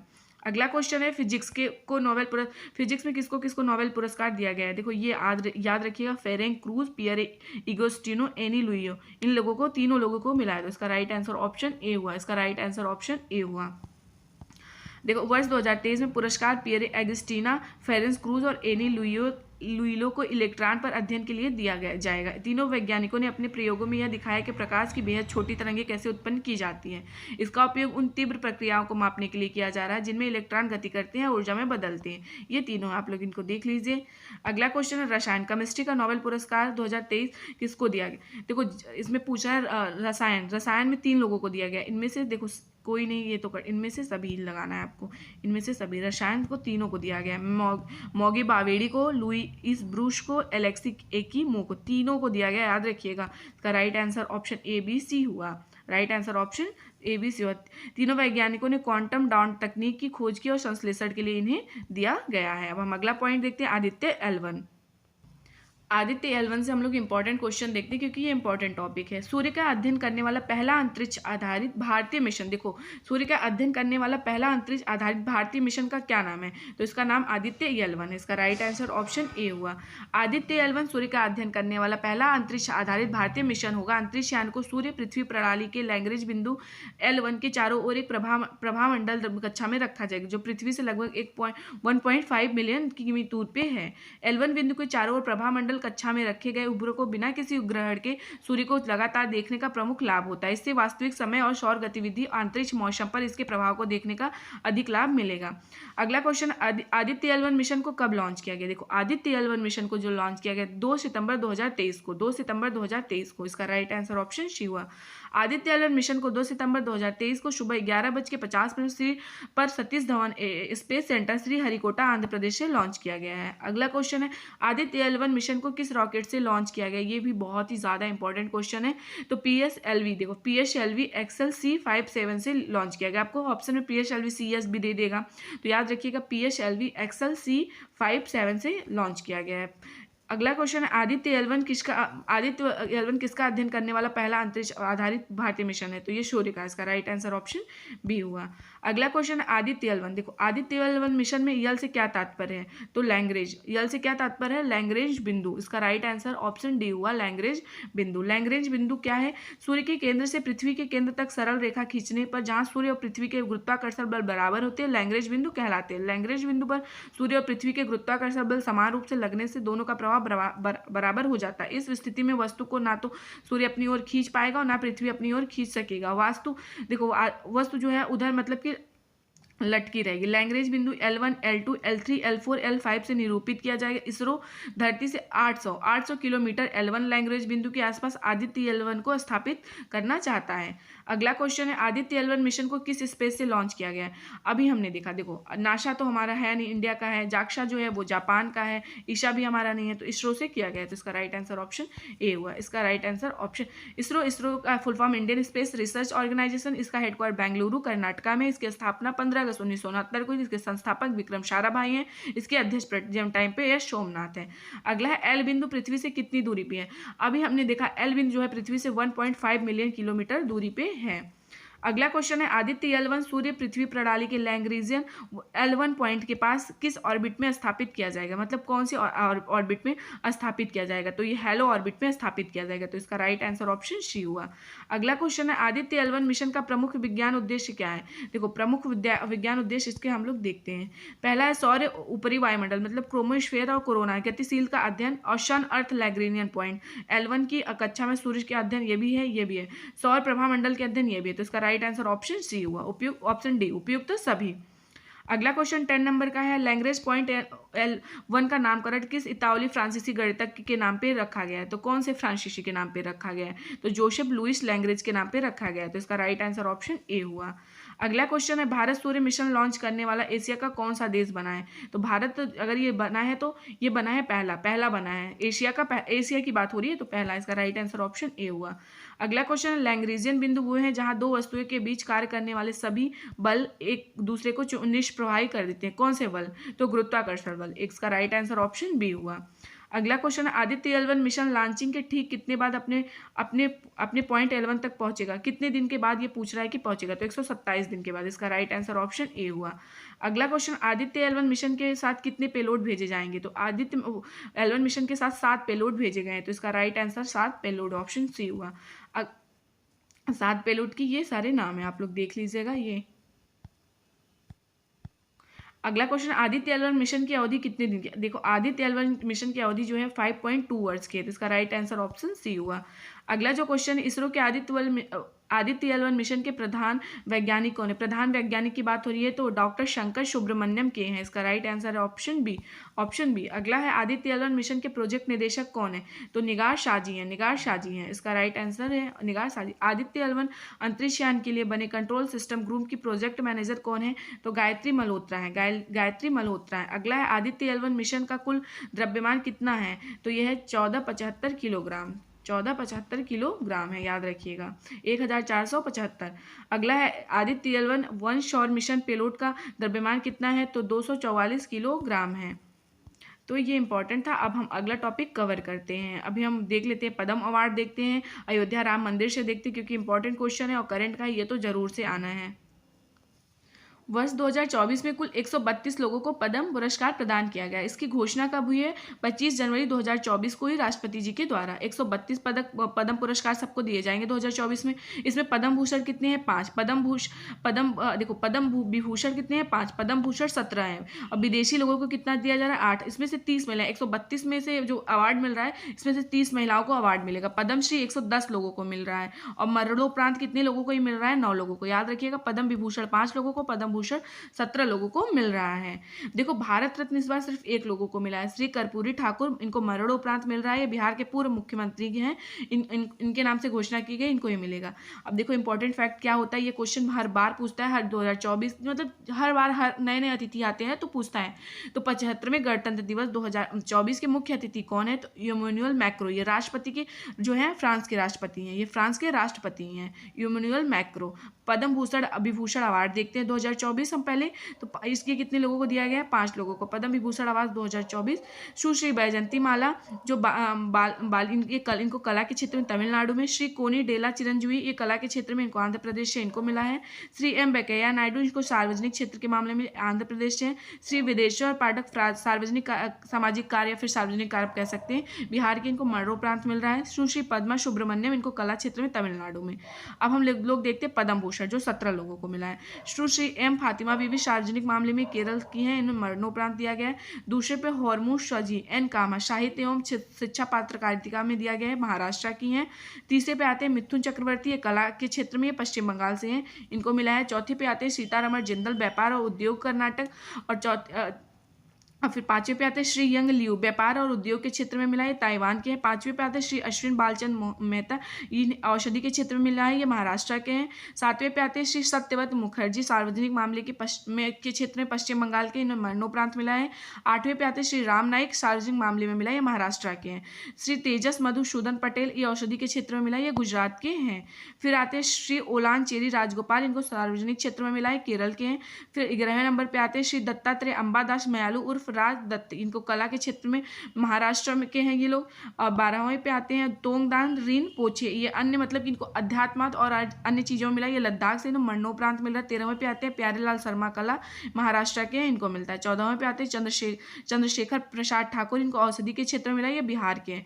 सुश्री उषा उत्फुत, इनको मिला है कला के क्षेत्र में, पश्चिम बंगाल से। श्री विजयकांत कला, इनको कला के क्षेत्र में मिला है, तमिलनाडु से हैं, मरणोपरांत। 17वें हैं कुंदन व्यास, इनको साहित्य एवं शिक्षा पत्रकारिता के लिए मिला है, ये महाराष्ट्र से हैं। देखो पद्मश्री अवार्ड 2024 में 110 हस्तियों को नवाजा जाएगा, इस पद्मश्री की बात हो रही है। पद्म भूषण, अभी देखो पद्म भूषण हमने देखा 17 लोगों को, पद्म विभूषण 5 लोगों को। तो इसकी मैंने एक वीडियो कराई अलग से, आप देख लीजिएगा। 110 लोगों का भी मैंने उसमें नाम इंक्लूड किया। अगर आपको पीडीएफ चाहिए तो टेलीग्राम ज्वाइन कर सकते हैं। अब हम आगे का टॉपिक कवर करते हैं, अयोध्या मंदिर को। पहला क्वेश्चन है इसमें, अयोध्या राम मंदिर की ऊंचाई कितनी है? देखो अयोध्या राम मंदिर की ऊंचाई जो है 161 फीट है, 161 फीट। राम मंदिर का निर्माण कौन सी कंपनी कर रही है? तो Larsen and Toubro, L&T company कर रही है, याद रखिएगा। अगला है राम मंदिर के वास्तुकार कौन है? तो राम मंदिर के वास्तुकार जो है चंद्रकांत सोमपुरा है, चंद्रकांत सोमपुरा हैं। अगला है राम मंदिर का शिलान्यास किसने किया है? तो माननीय नरेंद्र मोदी जी ने किया है। तो इसका शिलान्यास कब किया है मोदी जी ने? राम मंदिर की आधारशिला मोदी जी ने 5 अगस्त, देखो 5 अगस्त को याद रखिएगा, 5 अगस्त 2020 को रखा था। लेकिन इसका उद्घाटन अगर पूछ लेगा तो अभी आपको याद ही होगा 22 जनवरी 2024 को हुआ था। और इसका आधारशिला कब रखा था? 5 अगस्त 2020 को। कुछ इंपॉर्टेंट हम देख लेते हैं इसके बारे में, मंदिर के बारे में, उसके बाद हम क्वेश्चंस करते हैं। देखो राम मंदिर का निर्माण जो कर रही है ना वो नागर शैली, पहली बात तो राम मंदिर का निर्माण नागर शैली में किया जा रहा है। राम मंदिर के आकार, इसकी ऊंचाई 161 फीट है, हमने देखा। इसकी लंबाई याद रखिएगा, इसकी लंबाई जो है 380 फीट है, 380 फीट है। और इसकी जो चौड़ाई है 250 फीट है, चौड़ाई 250 फीट है। राम मंदिर में 392 खंबे, याद रखिएगा 392 खंबे हैं, 44 पिलर हैं, याद ये सब रखिएगा। 44 मतलब द्वार या फिर पिलर, इस तरह से आप बोल सकते हैं, द्वार बनाए जाएंगे। राम मंदिर 3 मंजिला का होगा, जिसकी प्रत्येक मंजिला की ऊंचाई 20 फीट होगी। राम मंदिर में 5 मंडपों का निर्माण किया गया है। देखो नृत्य मंडप, रंग मंडप, सभा मंडप, प्रार्थना मंडप और कीर्तन मंडप। मंदिर के मुख्य गर्भगृह में भगवान श्री राम जी का बाल स्वरूप स्थापित किया जाएगा, अभी हम लोगों ने फोटो देख लिए। तथा पहली मंजिल पर श्री राम का दरबार बनाया गया। राम मंदिर के चारों ओर आयताकार परकोटा बनाया गया, जिसकी लंबाई 732 मीटर और चौड़ाई 14 फीट है। राम मंदिर में प्रवेश करने की पूर्व दिशा में सिंह द्वार बनाया गया, जिसके लिए 32 सीढ़ियां होंगी। दिव्यांगजन और वृद्धजनों के लिए रैंप और लिफ्ट का निर्माण किया गया है। मंदिर में बनाए गए खंभों पर देवी देवताओं का तस्वीर बनाया जाएगा। राम मंदिर के पास पौराणिक काल का सीताकूप भी विद्यमान रहेगा। मंदिर के उत्तरी भुजा में माता अन्नपूर्णा होंगी, देखो याद रखिए, मंदिर के उत्तरी भुजा में माता अन्नपूर्णा और दक्षिणी भुजा में राम भक्त हनुमान जी का मंदिर होगा। परकोटे के चारों कोनों पे क्या होगा? भगवान गणेश, भगवान शिव, माता भगवती और सूर्यदेव, मतलब चारों तरफ बनाए जाएंगे। राम मंदिर परिसर में महर्षि वाल्मीकि, महर्षि वशिष्ठ, महर्षि विश्वामित्र, महर्षि अगस्त, निषाद राज, माता शबरी और देवी अहिल्या के मतलब मंदिर भी प्रस्तावित है, ये भी बनाया जाएगा। तो ये सब आप लोग याद रखिएगा। राम मंदिर के चारों कपाटों पर गोल्डन सीट लगाई जाएगी। राम मंदिर के भूतल पर स्थित 18 में से 4 कपाटों के लिए सोने की परत बनाई जा रही है, जिसे तांबे की सीट पर चढ़ाया जाएगा। राम मंदिर का प्राण प्रतिष्ठा का कार्यक्रम, देखो ये याद रखिएगा, 17 जनवरी को पवित्र अयोध्या धाम में शोभा यात्रा निकाली गई। 18 जनवरी को प्राण प्रतिष्ठा विधि शुरू की जाएगी। 19 जनवरी को अग्नि स्थापना। 20 जनवरी को मंदिर को गर्भगृह में सरवी नदी से मतलब जल से स्नान करवाया जाएगा, जो हमारा मतलब गर्भगृह होगा। 21 जनवरी को भगवान राम को 125 कलशों से दिव्य स्नान कराया, भगवान राम को कराया जाएगा। 22 जनवरी को श्री राम की मूर्ति का प्राण प्रतिष्ठा किया जाएगा, याद रखिएगा। ये सब इंपॉर्टेंट है, जरूर से आप लोग याद रखिएगा। अब आपसे ये क्वेश्चन ये भी पूछ सकता है, कौन सी नदी के किनारे अयोध्या है? तो सरयू नदी के किनारे, याद रखिएगा। और श्री राम जन्मभूमि अयोध्या के पूर्व नाम क्या है? तो साकेत है।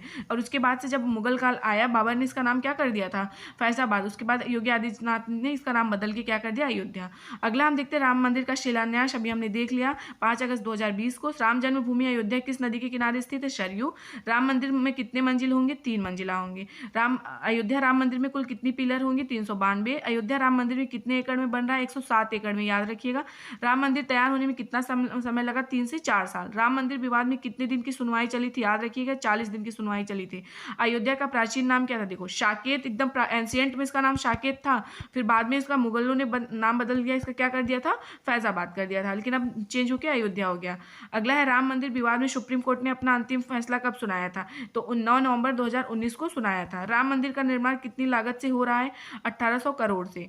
राम मंदिर के निर्माण के समय में यूपी का मुख्यमंत्री कौन है? तो योगी आदित्यनाथ हैं। लेकिन आपसे ये क्वेश्चन पूछ सकता है कि 1992 में जब बाबरी मस्जिद तोड़ी जा रही थी तो यूपी के कौन थे मुख्यमंत्री? तो कल्याण सिंह थे। और मतलब कि प्रधानमंत्री कौन थे? तो बीपी नरसिम्हा राव थे। अब हम लोग देखते हैं 2023 में बने नए ब्रांड एम्बेसडर, ये बहुत ही ज़्यादा इंपॉर्टेंट है। एसबीआई के नए ब्रांड एम्बेसडर कौन है? याद रखिएगा एमएस धोनी। रिलायंस जियो मार्ट के ब्रांड एम्बेसडर कौन है? एमएस धोनी। गरुड़ एरोस्पेस के ब्रांड एम्बेसडर कौन है? महेंद्र सिंह धोनी। मोबिल के ब्रांड एम्बेसडर कौन है? मोबिल के ब्रांड एम्बेसडर ऋतिक रोशन है। चुनाव आयोग के राष्ट्रीय आइकॉन कौन है? सचिन तेंदुलकर है, याद रखिएगा। आईसीसी विश्व कप ग्लोबल एम्बेसडर कौन है? सचिन तेंदुलकर। भारत पेट्रोलियम के ब्रांड एम्बेसडर कौन है? राहुल द्रविड़। रैंगलर के ब्रांड एम्बेसडर कौन है? स्मृति मंधाना है। हर्बा लाइफ न्यूट्रिशन इंडिया की कौन सी ब्रांड एम्बेसडर है? तो स्मृति मंधाना। त्रिपुरा पर्यटन के ब्रांड एम्बेसडर के रूप में किसको नियुक्त किया गया? सौरभ गांगुली को किया गया है। पश्चिम बंगाल के ब्रांड एम्बेसडर कौन है? सौरभ गांगुली। बंधन बैंक के जो ब्रांड एम्बेसडर कौन है? तो वो भी सौरभ गांगुली है। मिंत्रा के नए ब्रांड एम्बेसडर कौन है? रणवीर सिंह। पेप्सिको इंडिया के कौन है ब्रांड एम्बेसडर? तो ये रणवीर सिंह है। प्यूमा इंडिया के नए ब्रांड एम्बेसडर कौन है? Harmanpreet Kaur. Hyundai motor India limited के ब्रांड एम्बेसडर कौन? यासिका भाटिया और रेणुका सिंह, महिला क्रिकेटर हैं ये लोग। यूनिसेफ इंडिया के राजदूत कौन है? आयुष्मान खुराना, याद रखिएगा। राष्ट्रीय खनिज विकास निगम कौन है? मतलब इसके ब्रांड एम्बेसडर निखत जरीन है। उत्तराखंड के ब्रांड एम्बेसडर कौन है? प्रसून जोशी हैं। बायूज के कौन से मतलब कि ब्रांड एम्बेसडर? लियोनेल मेसी हैं। टीवी उन्मूलन कार्यक्रम निश्चय मित्रा के वो कौन है ब्रांड एम्बेसडर? तो दीपा मलिक हैं। Max life insurance company limited के जो ब्रांड एम्बेसडर कौन है? तो रोहित शर्मा और रितिका हैं। तो याद रखिएगा ब्रांड एम्बेसडर है। अब हम इंपॉर्टेंट देखते हैं थोड़ा सा, और जो मतलब यूपी से थोड़ा रिलेटेड होगा क्योंकि यूपी का एग्जाम है, तो उसको देखते हैं। इसमें दिया है उत्तर प्रदेश सरकार ने ई वाहन अभियान के तहत सरकारी विभागों में 100% इलेक्ट्रिक वाहन बनाने का लक्ष्य रखा है। ये देखिए उत्तर प्रदेश के बारे में। केरल राज्य की विधानसभा में हाल ही में समान नागरिक संहिता के विरोध में प्रस्ताव किया गया है। बांग्लादेश में स्थित भारतीय सांस्कृतिक केंद्र में न्यू लिबरेशन वॉर गैलरी का उद्घाटन किया गया है। जम्मू कश्मीर में खीर भवानी मेला का आयोजन किया गया है। श्रीनगर जल जीवन सर्वेक्षण के तहत सबसे अधिक प्रदर्शन करने वाला जिला बन गया है। Telangana state of India environment 2023 report के अनुसार राज्य पर्यावरण के मामले में पहली रैंक पे है। केरल 5वीं बार खाद्य सुरक्षा सूचकांक 2023-24 में बड़े राज्यों में पहला स्थान प्राप्त किया है। इकोनॉमिक्स इंटेलिजेंस यूनिट के ग्लोबल लिविलिटी इंडेक्स 2023 में वियना शहर को प्रथम स्थान मिला है। भुसावल मतलब कि रहने के लिए अच्छा मतलब कौन सा शहर है? भुसावल डिवीजन का न्यू अमरावती रेलवे स्टेशन को पहले पिंक स्टेशन के रूप में बनाया गया है। विशाखापट्टनम को आईजीबीसी द्वारा ग्रीन रेलवे स्टेशन प्रमाण की प्लेटिनम रेटिंग से सम्मानित किया गया है। महाराष्ट्र राज्य में स्थित भाईकल रेलवे स्टेशन को यूनेस्को एशिया स्थित पर पुरस्कार दिया गया है, यह भी याद रखिएगा। देखो अगला है एफएसआई का ईट राइट स्टेशन प्रमाण प्राप्त करने वाला पूर्वोत्तर का पहला रेलवे स्टेशन गुवाहाटी बनाइए, याद रखिएगा FSSI AI, इसको याद रखिए। जम्मू कश्मीर की चिकरी वुड क्राफ्ट और मुक्ष बुद्जी चावल को जीआई टैग मिला, याद रखिए जम्मू कश्मीर का क्या है? चिकरी वुड क्राफ्ट और मुस्क बुद्जी चावल को जीआई टैग मिला। कर्नाटक राज्य के कारी इरशाद आम को जीआई टैग मिला है, ये भी याद रखिएगा। हिमाचल प्रदेश के कांगड़ा चाय को यूरोपीय जीआई टैग मिला, ये भी याद रखिएगा। जीआई टैग में केरल सबसे आगे है। हिमाचल प्रदेश में मैपिंग तिब्बत प्रदर्शनी शुरू किया गया। नई दिल्ली में यूनेस्को की विश्व धरोहर स्थलों की प्रदर्शनी बैंकिंग ऑन वर्ल्ड हेरिटेज का आयोजन किया गया है। दक्षिण एशिया अक्टूबर 2023 में अंतर्राष्ट्रीय रक्षा प्रदर्शनी का आयोजन करेगा। तेलंगाना राज्य ने हाल ही में प्रधानमंत्री जन धन योजना, देखो जन धन योजना का पूछ लें 100% कवरेज कौन क्या है? तो तेलंगाना राज्य ने। असम में भारत का पहला अंतर्राष्ट्रीय मल्टी मॉडल लॉजिस्टिक पार्क बनाया जा रहा है। एलओसी के पास भारत के पहले पोस्ट ऑफिस का उद्घाटन जम्मू कश्मीर के कुपवाड़ा जिले में किया गया है। उत्तराखंड राज्य में देश का पहला इलेक्ट्रिक तिथि कॉरिडोर बनाया जा रहा है। महाराष्ट्र के भिवड़ी में भारत का पहला कार्बन मुक्त गाँव विकसित किया जा रहा है, ये हम लोग देख लिए थे अभी। हाल ही में भारत का पहला कृषि डाटा एक्सचेंज और कृषि डाटा प्रबंध फ्रेमवर्क हैदराबाद में लॉन्च किया गया। जिंदल स्टील को भारत का पहला आग प्रतिरोधी स्टील बनाने के लिए BIS लाइसेंस मिला है। देश का पहला यूनिटी मॉल उज्जैन में स्थापित किया जाएगा। जबलपुर मध्य प्रदेश में भारत का पहला जियोलॉजिकल पार्क स्थापित किया जाएगा। भारत का पहला heavy lift logistic drone Orissa में लॉन्च किया जाएगा। 100% सीवरेज सुविधाओं का वाला भारत का पहला शहर हैदराबाद बना है। नीति आयोग ने इसरो के सहयोग से देश के स्कूली छात्रों के लिए नेशनल स्पेस इनोवेशन चैलेंज 2023 प्रारंभ किया है। प्रधानमंत्री नरेंद्र मोदी ने मध्य प्रदेश में राष्ट्रीय रक्तपा उन्मूलन मिशन प्रारंभ किया है। मतलब कि रक्त वगैरह के लिए जो उन्मूलन होती है, टीबी वगैरह के लिए, वो मध्य प्रदेश में किया। हेमिस तशेचु महोत्सव का आयोजन लद्दाख में किया गया। डोगरा संस्कृति और विरासत पर 3 दिवसीय बैशाखी महोत्सव का आयोजन जम्मू कश्मीर में किया गया। प्रधानमंत्री मोदी द्वारा संत शिरोमणि गुरुदेव श्री रविदास स्मारक अनावरण का मध्य प्रदेश में किया गया है। कुई भाषा, देखो कुई भाषा को 8वीं अनुसूची में शामिल करने के लिए उड़ीसा सरकार से मंजूरी मिली है। उड़ीसा कुई भाषा जो है जनजातीय भाषा उड़ीसा के लिए है। निवेशक सारथी वैन की शुरुआत दिल्ली एनसीआर में की गई है। एक जिला एक उत्पाद का शुभारंभ गुजरात सरकार ने किया है। प्रधानमंत्री नरेंद्र मोदी ने राष्ट्रीय सिकल सेल एनीमिया उन्मूलन का शुभारंभ मध्य प्रदेश में किया है, ये भी याद रखिएगा। राजस्थान राज्य में देश में पहली सीएनजी से संचालित टॉय ट्रेन की शुरुआत की गई। 100% विद्युतीकरण रेलवे नेटवर्क वाला भारत का पहला राज्य हरियाणा बना है। देश के पहले राष्ट्रीय मेट्रो रेल लाइन केंद्र का उद्घाटन नई दिल्ली में किया गया। उत्तर प्रदेश सरकार ने भारत का सबसे बड़ा जीआई टैग हब स्थापित करने की घोषणा की है। भारत का पहला ग्लास इग्लू रेस्टोरेंट गुलमर्ग में खोला जाएगा, ये भी याद रखिएगा आप लोग। जम्मू कश्मीर में मानसिक स्वास्थ्य को समर्पित भारत का पहला चैटबॉट टेलीमानस लॉन्च किया गया है। गोवा सरकारी अस्पताल में फ्री वाईफाई ट्रीटमेंट देने वाला देश का पहला राज्य बन गया है। बच्चों के लिए डिजिटल हेल्थ कार्ड बनाने वाला देश का पहला राज्य उत्तर प्रदेश बना, याद रखिएगा। तमिलनाडु में देश का पहला ड्रोन प्रशिक्षण खोला जाएगा। तमिलनाडु राज्य के मनाम दुराई मिट्टी बर्तनों को जीआई टैग मिला है। केंद्रीय मंत्री परषोत्तम रुपाला ने गुजरात में हेल्प कार्यक्रम की शुरुआत की है। केंद्रीय मंत्री अमित शाह ने गुजरात राज्य के द्वारका में national academy of coastal policing campus की आधारशिला रखी है। गुजरात राज्य के प्राचीन वस्त्र कला माता ने पछाड़ी को जीआई टैग मिला है। भारतीय सेवा ने लद्दाख में ऑपरेशन सद्भावना का आयोजन किया है। पूरी तरह से ई गवर्नेंस मोड ऑफ में शिफ्ट होने वाला भारत का पहला केंद्र शासित प्रदेश जम्मू कश्मीर बन गया। लद्दाख में भारत की पहली जमी हुई शील मैराथन का आयोजन हुआ है। भारत में 7 बिग कैट के संरक्षण के लिए अंतर्राष्ट्रीय बैक कैट अलायंस लॉन्च किया गया है। भारत की पहली महिला कबड्डी लीग की चैंपियन उमा कोलकाता टीम बनी है। उत्तर प्रदेश में विश्व में सर्वाधिक तेज बाइक रेस मोटो जीपी 2023 का आयोजन किया जाएगा। फीफा ने अंडर 17 विश्व कप 2023 की मेजबानी इंडोनेशिया को सौंपी है। नेहरू मेमोरियल संग्रहालय और पुस्तकालय का नाम बदलकर पीएम संग्रहालय और पुस्तकालय कर दिया गया है। उत्तर प्रदेश के मुख्यमंत्री योगी आदित्यनाथ हाल ही में जेल का नाम बदलकर सुधार गृह कर दिए, ये भी याद रखिएगा। गोवा राज्य सरकार ने biodiversity Atlas of my village का अनावरण किया है। उत्तर प्रदेश राज्य सरकार ने एम शक्ति उड़ान योजना 2023 आरंभ किया है। उत्तर प्रदेश राज्य सरकार ने बेघर बुजुर्गों को आश्रय देने के लिए एल्डर लाइन शुरू की है। राजस्थान सरकार ने आईएम शक्ति उड़ान योजना 2023 को आरंभ किया है। भारत का सबसे बड़ा छात्र संचालित महोत्सव शारंग 2023 आईटीआई मद्रास द्वारा शुरू किया गया है। आईटीआई दिल्ली आबू धाबी में अपना पहला ग्लोबल कैंपस खोले। देखो आईटीआई दिल्ली आबू धाबी में, लेकिन अगर भारत की तरफ से पहला कोई कैंपस खोला जा रहा है ना आईटीआई की तरफ से, तो वो तंजानिया में खोला जा रहा है। मक्खन महोत्सव अंडूरी का आयोजन उत्तराखंड में किया गया है। त्रिपुरा राज्य में खर्ची पूजा महोत्सव का आयोजन किया गया है। अरुणाचल प्रदेश में चर्चिन चराई महोत्सव का आयोजन किया गया। उत्तराखंड राज्य में प्रोजेक्ट क्लैप का शुभारंभ किया गया। माइक्रोसॉफ्ट द्वारा संचालित प्रोजेक्ट एलोरा भारत की स्थानीय भाषाओं को डिजिटल दुनिया में बढ़ावा दे रहा है। गुजरात राज्य में अंत्योदय श्रमिक सुरक्षा योजना का पायलट प्रोजेक्ट लॉन्च किया गया है। त्रिची हवाई अड्डा को अंतर्राष्ट्रीय सुरक्षा पुरस्कार दिया गया है। किस व्यक्ति ने 5 जल डमरू मध्य में सबसे तेज तैरने वाले भारतीयों का रिकॉर्ड बनाया है? संपन्न रमेश, इनका नाम है रमेश। भारत के बॉर्डर रोड ऑर्गेनाइजेशन द्वारा केंद्र शासित प्रदेश लद्दाख में दुनिया की सबसे ऊंची सड़क का निर्माण किया जा रहा है।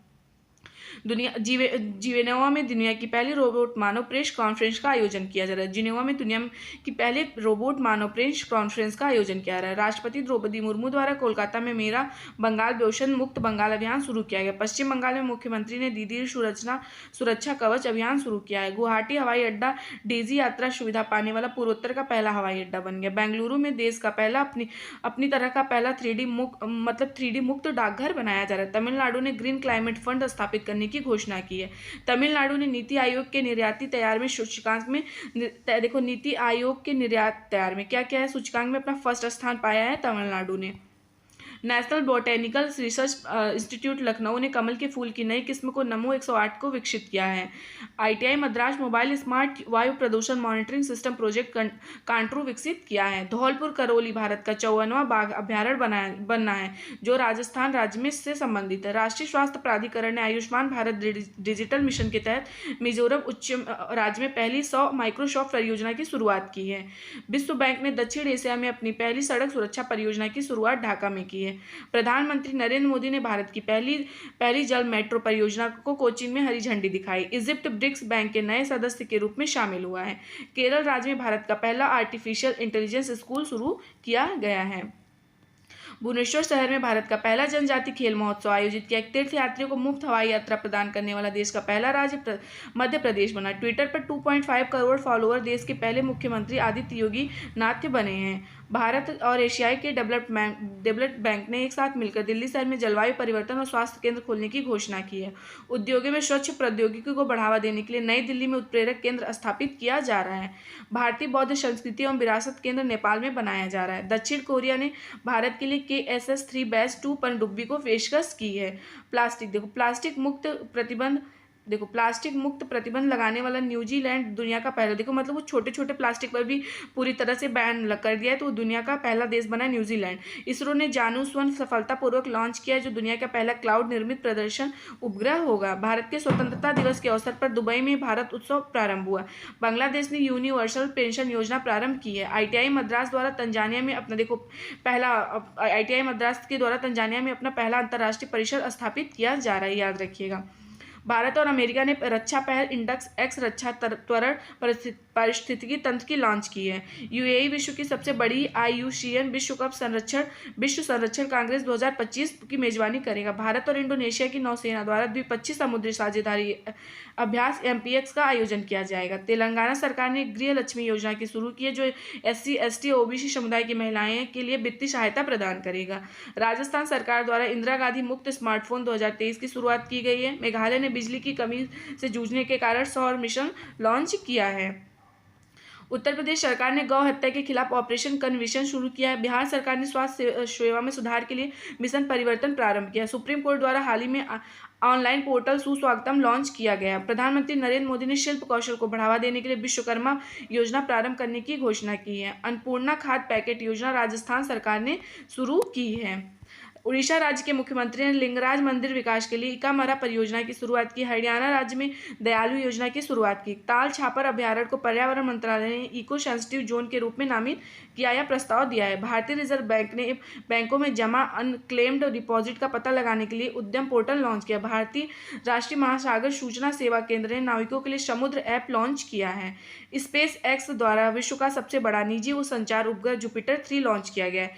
केंद्रीय जल आयोग के अध्यक्ष ने वास्तविक समय में बाढ़ के पूर्वानुमान के लिए फ्लैट वॉच लॉन्च किया है। केंद्र सरकार ने पशु चिकित्सा और टीकों के लिए नंदी पोर्टल लॉन्च किया है। मध्य प्रदेश सरकार ने मुख्यमंत्री सीखो और कमाओ योजना शुरू की है, युवाओं के लिए है। PM आवास की तर्ज पर झारखंड सरकार ने अबुआ आवास योजना शुरू किया है। उड़ीसा राज्य के मुख्यमंत्री जो हैं, उन्होंने तालाबों को पुनर्जीवित करने के लिए अम्मा पोखरा योजना आरंभ किया है, ये भी याद रखिएगा आप लोग। महाराष्ट्र सरकार द्वारा भगवान बिरसा मुंडा जुड़ाव योजना प्रारंभ की गई है। महाराष्ट्र सरकार द्वारा इलेक्ट्रॉनिक और ITI मंत्रालय ने ग्राफीन अरोड़ा कार्यक्रम केरल में लॉन्च किया है। असम राज्य सरकार ने बढ़ते मानव हाथी संघर्ष को कम करने के लिए गजह कोटा अभियान शुरू किया है, यह भी याद रखिएगा। असम की कैपिटल दिसपुरा। पंजाब राज्य सरकार ने स्टूडेंट पुलिस कैडेट स्कीम शुरू की। छत्तीसगढ़ सरकार ने मुख्यमंत्री वृक्ष संपदा योजना शुरू की। असम राज्य सरकार ने मिशन लाइफ स्टाइल और फॉर इन्वायरमेंट योजना शुरुआत की है। पश्चिम बंगाल सरकार ने मानव हाथी संघर्ष रोकने के लिए गज मित्र पहल की शुरुआत की है। उत्तर प्रदेश राज्य की कैबिनेट ने 18 अटल आवासीय स्कूलों को मंजूरी दी है। ललितपुर में उत्तर प्रदेश सरकार ने पहले फार्मा पार्क की स्थापना को मंजूरी दे दी है। एशियाई चैंपियनशिप ट्रॉफी 2023 का खिताब भारत ने क्या किया, मलेशिया को 4-3 से हराया। ऑस्ट्रेलिया ग्रैंड प्रिक्स 2023 का खिताब मैक्स वर्स्टैपेन ने जीता है। वर्ल्ड टेस्ट चैंपियनशिप के फाइनल में पहला शतक लगाने वाले डेविस हेड हैं। खेलो इंडिया जूनियर हॉकी महिला लीग का तीसरा संस्करण नई दिल्ली में प्रारंभ हुआ है। डूरंड कप टूर्नामेंट का आयोजन कोलकाता में किया गया है। एशिया चैंपियनशिप में पदक जीतने वाली पहली तलवारबाज जो बनी है खिलाड़ी भवानी देवी हैं। 200 अंतर्राष्ट्रीय मैच खेलने वाले पहले पुरुष फुटबॉलर क्रिस्टियानो रोनाल्डो बने हैं। अंतर्राष्ट्रीय क्रिकेट में 12,000 रन बनाने वाले दूसरे सबसे तेज एशियाई बल्लेबाज बाबर आजम बने हैं। लॉर्ड हनुमान को एशियाई एथलेटिक्स चैंपियनशिप का शुभंकर घोषित किया गया है। ऑस्ट्रेलिया के सिडनी में स्टेडियम में खेले गए फीफा विश्व कप 2023 के फाइनल में स्पेन ने इंग्लैंड को 1-0 से हराकर खिताब जीता है। अरुणाचल प्रदेश राज्य में south Asian youth table tennis championship 2023 का आयोजन किया गया है। शतरंज विश्व कप के फाइनल में पहुंचने वाले दूसरे भारतीय प्रज्ञानंद बने। प्रज्ञानंद इनका नाम है। उत्तर प्रदेश सरकार में खेलो इंडिया गेम्स का तीसरा संस्करण शुरू हुआ है। रांची शहर से सातवीं एशियाई महिला हॉकी चैंपियनशिप ट्रॉफी का आयोजन किया जाएगा। 26वीं अखिल भारतीय वन खेल प्रतियोगिता 2023 का ओवरऑल चैंपियन छत्तीसगढ़ रहा है। मैग्सन कार्लसन जो है शतरंज चैंपियन 2023 के खिताब जीता है। मैक्स वर्स्टप्पन ने डच ग्रैंड प्रिक्स 2023 का खिताब जीता है। नोवाक जोकोविच कैस्पर रूट को हराकर फ्रेंच ओपन 2023 का खिताब जीता है। वर्ल्ड एथलेटिक्स चैंपियनशिप में नीरज चोपड़ा ने गोल्ड मेडल जीता है। एयरटेल पेमेंट बैंक ने भारत का पहला eco friendly debit card launch किया। जोमेटो ने आईसीआईसीआई बैंक के साथ मिलकर जोमेटो यूपीआई लॉन्च किया है। रिजर्व बैंक ऑफ इंडिया के क्यूआर कोड आधारित सिक्का वेल्डिंग मशीन का पायलट प्रोजेक्ट लॉन्च करेगी। देखो ये याद रखिएगा, आईआरसीटीसी और एचडीएफसी बैंक मिलकर सह ब्रांडेड यात्रा क्रेडिट लॉन्च करने का घोषणा किया। आरबीआई द्वारा हाल ही में 75 डिजिटल गांव का कार्यक्रम शुरू किया गया है। अंतर्राष्ट्रीय साक्षरता दिवस 8 सितंबर को मनाया गया है। अंतर्राष्ट्रीय युवा दिवस जो है, देखो अंतर्राष्ट्रीय युवा दिवस की बात हो रही है 12 अगस्त को, और राष्ट्रीय युवा दिवस की बात होगी तो वो 12 जनवरी को मनाया जाता है। अंतर्राष्ट्रीय लोकतंत्र दिवस 12 सितंबर को मनाया गया। अंतर्राष्ट्रीय शांति दिवस 21 सितंबर को मनाया गया। 26 सितंबर को विश्व पर्यावरण दिवस मनाया गया है। विश्व पर्यावरण की बात हो रही है, 26 विश्व पर्यावरण की बात हो रही है। अब विश्व फोटोग्राफी दिवस 29 अगस्त को मनाया गया। अंतर्राष्ट्रीय अहिंसा दिवस 2 अक्टूबर को मनाया गया है। विश्व शिक्षक दिवस 5 अक्टूबर को मनाया गया है। भारतीय विश्व शिक्षक दिवस और डॉल्फिन डे भी, मतलब राष्ट्रीय डॉल्फिन डे कब मनाया जाता है? 5 अक्टूबर को। भारतीय वायु सेवा दिवस 8 अक्टूबर को मनाया जाता है। आज 9 अक्टूबर को विश्व डॉग दिवस मनाया जा रहा है, मतलब कि 9 अक्टूबर की बात हो रही है। 16 अक्टूबर को विश्व खाद्य दिवस मनाया जा रहा है। 16 अक्टूबर को विश्व खाद्य दिवस मनाया जा रहा है। 19 अक्टूबर को विश्व मधुमेह दिवस मनाया जा रहा है। राजस्थान राज्य ने किसी ट्रांसजेंडर को जन्म का प्रमाण पत्र दिया। ये किसी राज्य द्वारा पहले, मतलब कि फर्स्ट टाइम किसी ट्रांसजेंडर को प्रमाण पत्र दिया है तो किसने? राजस्थान सरकार ने। 4 दिसंबर को भारतीय नौसेना दिवस मनाया गया। सूर्य के अध्ययन के लिए इसरो द्वारा भेजे जाने वाले भारतीय मिशन का नाम आदित्य L1 है। भारत में वियतनाम को मिसाइल कार्वेट INC कृपाण उपहार में देने की घोषणा की है। हैरान मार्क 2 भारतीय वायु सेवा में शामिल होने वाला एक ड्रोन है। भारत की पहली हाइड्रोजन ट्रेन हरियाणा में राज्य में चलेगी। दुनिया का पहला 3D रॉकेट भारत लॉन्च करेगा। लूना 25 मिशन रूस का चांद मिशन है, याद रखिएगा। भुवनेश्वर शहर में RBI का डाटा सेंटर और साइबर सुरक्षा प्रशिक्षण संस्थान स्थापित किया जाएगा। गुजरात राज्य में सेमीकंडक्टर बनाने वाला देश का पहला प्लांट खोला जाएगा। मुजाहिर 10 ड्रोन का संबंध ईरान से है, ये भी याद रखिएगा। नितिन गडकरी द्वारा विश्व की पहली इथेनॉल से चलने वाली कार का अनावरण किया गया है। केंद्रीय मंत्री भूपेंद्र यादव द्वारा देहरादून में सतत भूमि प्रबंधन के लिए उत्कृष्ट केंद्र का उद्घाटन किया गया है। कॉमनवेल्थ पार्लियामेंट्री का संगठन 9वां इंडिया रीजन कॉन्फ्रेंस राजस्थान में आयोजित किया गया। भारत के 3D पोस्ट प्रिंटेड ऑफिस का उद्घाटन बेंगलुरु में किया गया है। अब आप लोग बताइए, जो 3D मंदिर कहाँ पे बनाया जा रहा है, कॉमेंट बॉक्स में। ICTE ने एक अभिनव शंकाय विकास कार्यक्रम जियो इंस्टीट्यूट के साथ मिलकर शुरू करने की घोषणा की है। PM विश्वकर्मा योजना का संबंध कारीगरों और शिल्पकारों से भी है, ये भी याद रखिएगा। यूथ विश्व समिट 2023 का आयोजन वाराणसी में किया गया। PM विश्वकर्मा योजना के तहत 18 पारंपरिक ट्रेंड को कवर किया जाएगा। ग्रामीण मित्रा योजना गोवा सरकार ने शुरू की। मध्य प्रदेश सरकार के शहर में प्रधानमंत्री नरेंद्र मोदी ने शतत शिरोमणि गुरुदेव रविदास जी के स्मारक की नींव रखी है। अमृत भारत स्टेशन के तहत हाल ही में प्रधानमंत्री नरेंद्र मोदी ने 508 रेलवे स्टेशनों के पुनर्विकास के लिए नींव रखी है। महाराष्ट्र के उप मुख्यमंत्री देवेंद्र फडणवीस ने मॉरिशस में छत्रपति शिवाजी महाराज की प्रतिमा का अनावरण किया है, ये भी याद रखिएगा। हैदराबाद शहर में 125 फीट ऊंची भीमराव अंबेडकर प्रतिमा का अनावरण किया गया है। भारत इन पेरिस अभियान की शुरुआत नई दिल्ली में की गई है। जॉर्जिया के द्वारा अक्टूबर को हिंदी हेरिटेज मंथ के रूप में क्या किया गया है? घोषित किया गया है। जॉर्जिया मेलोनी आप लोग जानते होंगे, इटली की है। इराक ने हाल ही में इराक ने क्या किया है? होमोसेक्सुअलिटी शब्द के लिए इस्तेमाल पर पाबंदी लगा दी है कि मतलब इस शब्द का यूज़ नहीं करना। ईरान ने अपनी हाइपरसोनिक मिसाइल का फतह अनावरण किया है। इसका क्या नाम है? फतह। मानखंड मंदिर मेला मिशन उत्तराखंड सरकार द्वारा किया गया, जिसमें राज्य सरकार ने 16 पौराणिक मंदिरों को विकसित करने का लक्ष्य रखा है। केरल राज्य में भारत का पहला मत्स्य पालन अटल इनक्यूबेशन सेंटर स्थापित किया जाएगा। अमृत वृक्ष आंदोलन ऐप असम द्वारा लॉन्च किया गया है। बिहार राज्य में गैंडा संरक्षण के लिए राइनो टास्क फोर्स गठित किया गया है। राष्ट्रपति द्रौपदी मुर्मू ने महात्मा गांधी की प्रतिमा और महात्मा गांधी वाटिका का अनावरण नई दिल्ली में किया है। प्रधानमंत्री नरेंद्र मोदी द्वारा संत शिरोमणि गुरुदेव श्री रविदास स्मारक अनावरण मध्य प्रदेश में किया गया है। गोवा राज्य सरकार ने D biodiversity at least of my village का अनावरण किया है, ये याद रखिएगा। केंद्रीय शिक्षा मंत्री धर्मेंद्र प्रधान ने एनसीईआरटी को डीम्ड यूनिवर्सिटी का दर्जा प्रदान किया है। केंद्रीय गृह मंत्री अमित शाह ने कर्नाटक राज्य के धारवाड़ में राष्ट्रीय फोरेंसिक विज्ञान विश्वविद्यालय की आधारशिला रखी है। रूस ने पहली बार इस्लामिक बैंकिंग की शुरुआत की है। रिजर्व बैंक ऑफ इंडिया कर कोड आधारित सिक्का वेंडिंग मशीन का पायलट प्रोजेक्ट लॉन्च करेगी। हाल ही में आरबीआई द्वारा 75 डिजिटल गांव का कार्यक्रम शुरू किया गया है। ऑस्ट्रेलिया देश अपने संविधान देश के मूल में निवासियों को मान्यता देने के लिए जनमत संग्रह शुरू किया है। भारतीय बौद्ध संस्कृति एवं विरासत केंद्र नेपाल देश में बनाया जा रहा है। दक्षिण कोरिया ने भारत के लिए KASS-3 बैंस 2 पनडुब्बी पेश की है। भारत श्रीलंका की डिजिटल पहचान परियोजना का समर्थन के लिए 45 करोड़ रुपए का वित्तीय सहायता प्रदान करेगा। मैक्सिको देश के सर्वोच्च न्यायालय ने गर्भपात को अपराध की श्रेणी से बाहर किया है। प्लास्टिक उत्पाद पर प्रतिबंध लगाने वाला न्यूजीलैंड दुनिया का पहला देश बना है। फ्रांस ने सरकारी स्कूलों में पारंपरिक इस्लामिक परिधान अबाया पहनने पर प्रतिबंध लगाया है। ब्रिटेन देश में हुई नीलामी टीपू सुल्तान की तलवार 140 करोड़ की बिकी। भारत की पहली पार्ट टैक्सी परियोजना प्राप्त करने वाला भारत का राज्य उत्तर प्रदेश है।